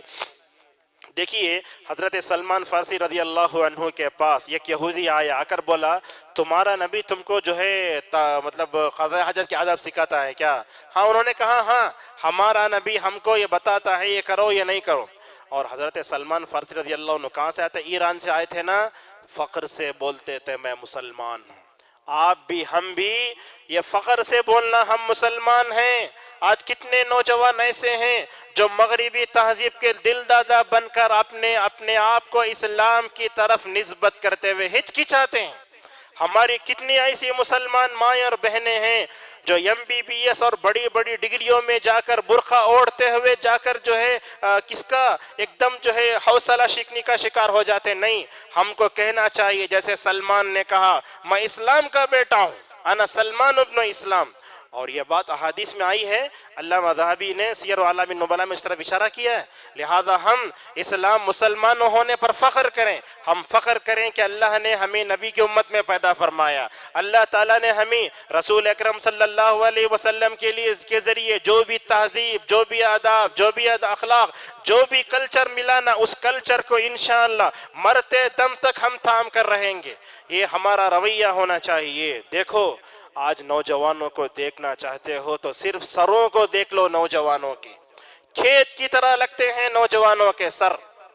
ملٹری کٹنگ اور پولیس کٹنگ خزاں سمجھتے، آدھا نکالنا آدھا چھوڑنا. رسول اکرم صلی اللہ علیہ وسلم نے منع فرمایا. ابو داؤد کی روایت ہے جس کو علامہ البانی رحمہ اللہ نے صحیح قرار دیا. رسول اکرم صلی اللہ علیہ وسلم نے اپنے زمانے ایک بچے کو دیکھا، بچے کا آدھا سر مونڈ دیا گیا ہے، آدھا سر چھوڑ دیا ہے. آپ نے کہا یا تو پورے بال نکالنا یا تو پورے چھوڑنا. آج ہمارے نوجوان کیا کرتے ہیں معلوم ہے؟ افسوس کی بات ہے، کچھ ہوں گے ہمارے اس میں. حجام کی دکان میں جا کے وہاں ایک پوسٹر لگا رہتا ہے، کون سا ماڈل چاہیے وہ ماڈل بتاتا وہ کرتا سن. اور وہ ماڈل بتانے کے واسطے 250 روپے. اور وہاں اور مصیبت کیا کیا ہوتی ہے اور آگے ہم آپ کو نہیں بتاتے. بہرحال یہ بال رکھنے کا جو اسٹائل ہے نا مسلمانوں کو بدلنا چاہیے. ہم کس کے غلام نہیں ہیں؟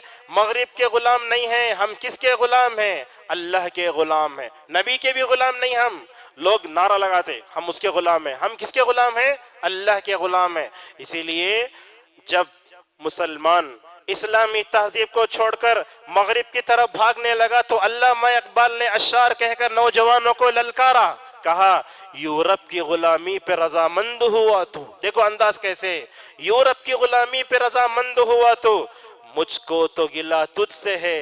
تجھے معلوم ہے اسلامی کلچر کیا ہے؟ مجھ سے یورپ سے گلہ نہیں ہے. لہذا ہم نوجوانوں کو آواز دیتے ہیں مغرب کے پیچھے مت بھاگو. ہر سفید چمکتی چیز اچھی نہیں ہوتی. جیسے کہا تمہاری تہذیب اپنے خنجر سے آپ ہی خودکشی کرے گی. جو شاخ نازک پہ بنے گا آشیاں ناپائیدار ہوگا. آپ ایک بنیاد کو مضبوطی نہیں بنائے اس کے پر 5 فلور چڑھتے کیا نہیں ہوتا. اسلامی تہذیب مضبوط ہے، قیامت تک رہنے والی ہے. اور یاد رکھو اگر ہمارے نوجوان کو اگر ہم مغربی تہذیب کے دلدل سے پاک کر لینا، ماشاءاللہ ہمارے بچے ویسے ہیں جیسے عمر ابن عبدالعزیز بنے تھے. کیسے بتاتے؟ دیکھو عمر ابن عبدالعزیز رحمہ اللہ کو آپ جانتے ہوں گے، جانتے نا عمر ابن عبدالعزیز رحمہ اللہ، بہت بڑے جو ہیں ان کو عمر ثانی کہا جاتا ہے. ان کی تربیت کرنے میں 80 صحابہ کا کردار ہے. اور ان کی تربیت کرنے والے صحابہ کی تابعین کی فہرست میں جو ہے ایک نام آتا ہے صالح بن کیسان. مدینے میں رہتے تھے یہ، مدینے میں رہتے تھے. تو عبدالعزیز نے عمر کو بھیجا تھا صالح بن کیسان کی تربیت میں. ایک دن غور سے سنیے، جو نوجوان اپنے بالا بار بار برابر کرتے رہتے نا ان کے لیے اس میں عبرت ہے. ایک دن عمر جو ہے نماز کو دیر سے آئے. تربیت کرنے والے صالح بن کیسان نے پوچھا نماز کو کیوں دیر سے آئے؟ تو کیا بولے معلوم؟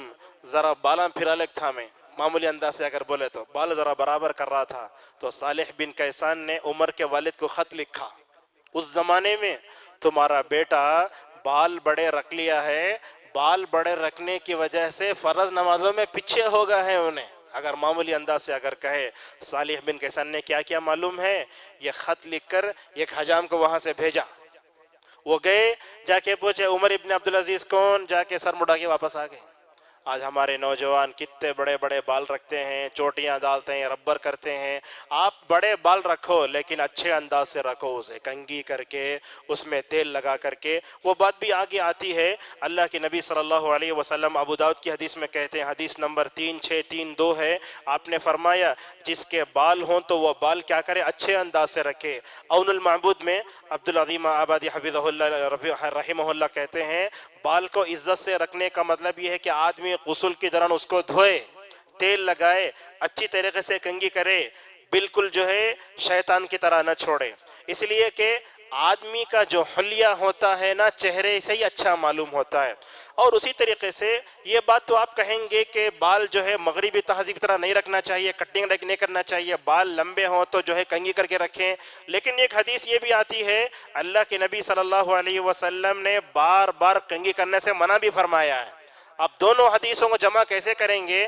علامہ شوکانی رحمہ اللہ کہتے ہیں اس کا مطلب یہ ہے کبھی کرے کبھی چھوڑے، یعنی میں بال دن میں 5 مرتبہ نہ پھراؤں، جیسے ہمارے نوجوانوں کی عادت ہوتی ہے حجام کی دکان میں گھسنا، میلی کنگھی سے اٹھا کے کنگھی کرنا. یہ کون سی ہے؟ ارے اپنے سیرت کو سدھارو، صورت کو کب تک سدھارتے رہو گے؟ یہ دعا پڑھو، اللہم انت حسنت خلقی فحسن خلقی. یہ دعا آئینے کے ساتھ خاص نہیں ہے، آئینے کی ہے بھی نہیں. اللہ کے نبی کہتے تھے اے اللہ جیسے تو میری صورت کو اچھی بنایا سیرت کو بھی اچھی بنا دے. نبی صلی اللہ علیہ وسلم دعا کرتے تھے. امام احمد رحمہ اللہ کہتے ہیں آدمی کبھی کنگھی کرے کبھی چھوڑے، بار بار آدمی کنگھی نہیں کرنا چاہیے.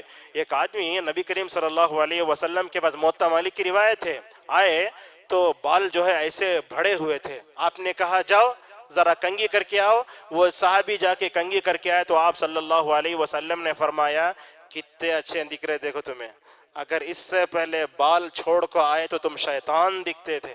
اگرچہ روایت مرسل ہے، ضعیف ہے، لیکن پھر بھی علماء نے اس کو ذکر کیا ہے. تو ہم آپ کو بتاتے ہیں اللہ کے رسول صلی اللہ علیہ وسلم بالوں کے تعلق سے امت کو اچھی بات بتائے، لہذا امت کا نوجوان یہ فلمی ستاروں اور کرکٹ کھلاڑیوں کے پیچھے جا کر اللہ کے غضب کا ہرگز شکار نہ ہو، مغربی تہذیب کے دلدار نہ بنو. اور اسی طریقے سے رسول اکرم صلی اللہ علیہ وسلم شادی پر بھی ابھارتے تھے. آج ہم دیکھتے ہیں امت کا نوجوان شادی میں بغیر اسباب کے تاخیر کر رہا ہے. عمر 38 40 سال ہو جا رہے ہیں، نوجوان ایسے ہی سڑتے ہیں. کیا بولتے ہیں ہمارے بہن کی شادی نہیں ہوئی ہے. بہن کی شادی کرنے کے بعد کرو بول کے کوئی حدیث بھی نہیں ہے. لہذا ہم علماء کو آواز دیتے جب بھی خطبے نکاح پڑھتے نا اس موضوع پر بولو، خطبے کو نکاح کو آسان کرو، اور جیسے ہی شادی کی عمر ہو جائے فوراً شادی کرا دو. علامہ بن باز رحمہ اللہ سے سوال کیا گیا، کیا سوال؟ جو ماں باپ اپنے بچوں کی شادی کرنے میں تاخیر کرتے ہیں ان کا کیا حکم ہے؟ علامہ بن باز رحمہ اللہ نے کہا جو ماں باپ اپنے بچوں کی شادی بغیر ریزن کے روکتے ہیں اگر وہ گناہ میں پڑے تو ماں باپ بھی گناہ میں پڑ جائیں گے. ایسا ہی علامہ بن باز رحمہ اللہ نے جواب دیا ہے. اور اسی طریقے سے ہم جو ہے کیا کریں، نکاح کو ولیمے کو آسان بنائیں. رسول اکرم صلی اللہ علیہ وسلم کے پورے ولیمے کیسے ہوئے آپ جانتے ہیں؟ کھجور یا ستو. بس زینب کا ایک ولیمہ آپ نے بکری ذبح کی تھی. آج ہم اپنے پورے خاندان والوں اپنے پورے معان سے ڈرتے، لوگ کیا کہیں گے، لوگ کیا کہیں گے، ہر ایک میں وہی ہے. ارے کبھی کھجور اور ستو پر بھی ولیمہ کرو نا، یہ رسول اکرم صلی اللہ علیہ وسلم کا اسوہ ہے نا. لہذا ہم کیا کرتے ہیں، یہ نکاح کو اتنا مشکل کرے تو کیا ہوگا، معاشرے میں زنا آسان ہو گیا. حالانکہ اللہ نے نکاح کو آسان کرا کے ولی جو ہے اللہ کے نبی صلی اللہ علیہ وسلم نے اور قرآن نے جو ہے زنا کو مکمل طور پر جو ہے مشکل بنایا ہے اور حرام کہا ہے. اور اسی طریقے سے اللہ کے رسول صلی اللہ علیہ وسلم نوجوانوں کی تربیت کا تو ایک بات اور بھی کرتے، کیا؟ ان کو طاقتور بنانا. یہ بڑی اہم بات ہے. آج ہمارے نوجوانوں کے پاس طاقت ہے. آج ہمارے نوجوانوں کی پوری طاقت لڑکیوں سے محبت میں پوری غارت ہو رہی ہے. ہمارے شیخ انیس استاد محترم حفظہ اللہ کہا کرتے ہیں یہ ہمارے نوجوانوں کی جوانی آدھی کہاں جاتی معلوم ہے؟ عورت لڑکیوں سے محبت کرنے میں چلی جاتی ہے اور آدھی محبت حمام میں چلے جاتی ہے. ایسے ہی کہتے تھے، آج وہی حال ہے. آج نعوذ باللہ کتنے ایسے نوجوان ہیں جو شادی کے لائق تھے لیکن غلط چیزوں میں پڑھ کر کے نعوذ باللہ اپنی بیوی کو مطمئن کرنے کی طاقت بھی کھو گئے. کتنے خلا طلاق کے واقعات ہو رہے ہیں، دیکھتے ہیں آپ. یہ سب کیا ہے؟ راہ راست سے ہٹنے کا نتیجہ ہے. لہذا ہماری پوری طاقت کیا؟ اللہ کی عبادت میں گزرنا. جیسے کہا وَشَابٌ نَشَأَ فِي عِبَادَةِ اللَّهِ، رسول اکرم صلی اللہ علیہ وسلم نے اپنے زمانے میں طاقت کے جو چیزیں فرمایا، کہا دیکھو تمہارے باپ اسماعیل تیر انداز تھے، تم بھی تیر انداز بنو. اور اللہ کے نبی صلی اللہ علیہ وسلم جب سعد تیر اندازی کرتے نا بولتے اے سعد میرے ماں باپ آپ پر قربان ہو. ایسے ہی رسول اکرم صلی اللہ علیہ وسلم کہا کرتے تھے. اور اللہ تعالیٰ جو فرماتا ہے سورہ انفال میں وَأَعِدُّوا لَهُم مَّا اسْتَطَعْتُم مِّن قُوَّةٍ، تمہارے اندر طاقت ہونا چاہیے. حضرت عقبہ بن عامر رضی اللہ عنہ کہتے ہیں رسول اکرم صلی اللہ علیہ وسلم ممبر پر چڑھے، آپ نے اس زمانے میں پائے جانے والے قوت کی سب سے بہترین چیز کو تیر اندازی تھی. آپ نے فرمایا الا ان القوت الرمی، لوگو طاقت تیر اندازی میں ہے. اگر آج میں آپ کو بتاؤں امت کا نوجوان دوسروں کو مارنے کے لیے نہیں، بس اللہ کی عبادت کے لیے، دین کا کام کرنے کے لیے، اپنا اور اپنے بیوی بچوں کا دفاع کرنے کے لیے طاقتور بنے گا، یہ چیز بھی اللہ تبارک و تعالیٰ کے پاس جو ہے عبادت شبور ہوگی. آج دیکھو غیر مسلم یہود نصارہ کیسے طاقتور بن رہے ہیں، سب بن رہے ہیں. لیکن اگر کوئی نوجوان جم کو جاتا ہے، صبح میں جو ہے چلتا پھرتا ہے، اس کا مقصد یہ ہے کہ میں اللہ کے دین کی تبلیغ کروں گا، عبادت کروں گا، تو اس کا وہاں جانا بھی جو ہے قابل عبادت ہے. جیسے رسول اکرم صلی اللہ علیہ وسلم نے کیسے کیسے صحابہ کو طاقت سکھائی. ایک مرتبہ خالد بن ولید رضی اللہ عنہ کے ہاتھوں 80 یمنی تلواریں ٹوٹیں. آپ نے ان سے کہا کہ اے خالد تم اللہ کی تلواروں میں سے ایک تلوار ہو. جب حضرت علی رضی اللہ عنہ خیبر کا دروازہ اکھیڑتے ہیں تو اللہ کے نبی صلی اللہ علیہ وسلم ان کی تعریف کرتے ہیں. شجاعت، یہ قوت کیا ہونا چاہیے؟ اللہ تعالیٰ کے دین کی سربلندی کے لیے مکمل طور پر استعمال ہونا چاہیے. آپ سے کہا گیا فلاں جگہ فلاں عالم کا خطاب ہے، آپ کے اندر یہ جذبہ ہونا چاہیے. آپ کی گاڑی، آپ کی طاقت اس عالم دین کے علم سے فائدہ اٹھانے کے لیے آپ وقف کر دیں. اس طریقے سے اور آپ دیکھیں ہمارے نوجوانوں کی صلاحیتیں لڑکوں کی لڑکیوں کی صحیح مصرف میں استعمال ہوں. اور ایک دو باتیں بیان کر کے اپنی بات کو ختم کرتے ہیں. یہ ہے کہ اللہ کے نبی صلی اللہ علیہ وسلم نوجوانوں کو بیکاری سے بھی روکتے تھے اور آپ صلی اللہ علیہ وسلم کو بیکار رہنا پسند نہ تھا. آج ہم دیکھتے ہیں کہ نوجوانوں میں ٹائم پاس کی اصطلاح بھی ہے. اللہ کے نبی کہتے ہیں اللہ سے مدد لو اور جو ہے عاجز مت ہو جاؤ اور جو ہے جو بھی نفع بخش چیز ہے اس کو حاصل کرو. اور امت کے نوجوانوں پر ایک ذمہ داری یہ بھی ہے سیرت کی روشنی میں کہ وہ زبانیں سیکھیں. آج ہمارے نوجوانوں کو علاقائی زبان آتیش نہیں. آپ آندھرا اور تلنگانہ کے رہیں گے، کتنے مسلم نوجوانوں کو تیلگو آتی بتاؤ؟ رسول اکرم صلی اللہ علیہ وسلم نے حضرت زید بن ثابت رضی اللہ عنہ کو زبان سیکھنے کا حکم دیا تھا. اور اسی طریقے سے دعوت کا جذبہ بھی ہونا چاہیے. اللہ کے نبی صلی اللہ علیہ وسلم نے معاذ کو یمن بھیجا تھا. اور اسی طریقے سے ایثار و قربانی، مہمان نوازی، ان کے دلوں کی اصطلاح اور ان کو اللہ کی طاعت میں استعمال کرنے کا طریقہ بھی ہونا چاہیے. زبان کی حفاظت، نبی سے محبت، اور ہمیں توبہ کرنے میں بھی صحابہ کے نقش قدم پر چلنا چاہیے. حضرت کعب بن مالک رضی اللہ عنہ کا واقعہ جانتے ہیں نا آپ؟ جب جنگ میں پیچھے ہو گئے تھے تو نبی کے سامنے آ کر بیٹھے تو بولتے وہ نبی کو سلام کیا تو آیت اترنے سے پہلے نبی میں سلام کا جواب بھی نہیں دیتے تھے. جیسے ہی توبہ قبول ہو گئی نبی کے چہرے کو دیکھتا ہوں تو معلوم ہوتا ہے کہ گویا چاند کا ایک ٹکڑا ہے. تو اللہ کے نبی صلی اللہ علیہ وسلم نے کیا کہا کہ اے کعب دیکھو آج تمہاری زندگی کا سب سے بہترین دن ہے. کیوں؟ آج تم گناہوں سے ویسے پاک ہوئے ہو جیسے تمہاری ماں نے تم کو ابھی جنا ہے. اور اسی طریقے سے ہمیں جو ہے سوشل میڈیا سے خراب ہونے والے نوجوانوں کو بھی علماء سے جوڑ کر یہ کرنا چاہیے. آج ہم دیکھتے ہیں کہ امت کے نوجوان علماء سے بہت دور ہیں، نہیں ہونا چاہیے. اگر آپ علماء سے دور ہوں گے تو سمجھ جاؤ آپ کی غلطیاں بھلائیاں تو زیادہ ہو جائیں گی. اور اسی طریقے سے دو باتیں ہیں، کیا ہے، خدمت خلق کا جذبہ بھی ہمارے نوجوانوں میں ہو جانا چاہیے۔ الحمدللہ حیدرآباد میں چنئی میں دیکھا گیا مسلم نوجوانوں نے بارش کے ان دنوں میں خدمت خلق کا جو کام کیا نا، ماشاءاللہ وہ قابل افضا کام ہے۔ ایسا ہی ہم کام کیا کرنا چاہیے، ہمیشہ کرتے رہنا چاہیے۔ اور ٹھنڈی کے ان دنوں میں فٹ پاتھ پر جو لوگ بیٹھے رہتے ہیں ان کو جرکن بلینکٹ سب مکمل طور پر دیں، یہ بھی کام ہو سکتا ہے۔ اور آخری میں ایک بات یہ ہے، نوجوانوں کی تربیت کے لیے رسول اکرم صلی اللہ علیہ وسلم نے جہاں سارے کام کیے، آپ نے ایک کام یہ کیا، ان کے حق میں دعائیں بھی کی۔ یہ سب سے آخری کام ہے، دعائیں کرنا چاہیے۔ آپ نے دعا کی تو حضرت عمر مسلمان ہوئے، آپ نے زنا کرنے والے، سوال کرنے والے صحابی کو جو ہے دعائیں دی، آپ نے ایک ایسے وقت میں جب اللہ تعالیٰ دنیاوی آسمان پر آتا ہے نا، اس وقت آپ نے ابن عباس کو اپنے سینے سے لگا کر دعا دی، اے اللہ اسے مفسر قرآن بنا دے۔ رات کے وقت میں قتادہ آپ کے لیے سواری کا انتظام کرتے تو اللہ کے نبی صلی اللہ علیہ وسلم بولتے، جس نے میرے لیے سواری کا انتظام کیا اللہ تعالیٰ اس کے لیے آسانی پیدا کر دے۔ حضرت معاویہ ایمان لائے تو آپ نے کہا، اے اللہ اسے ہدایت دے، اس کے ذریعے لوگوں کو ہدایت دے۔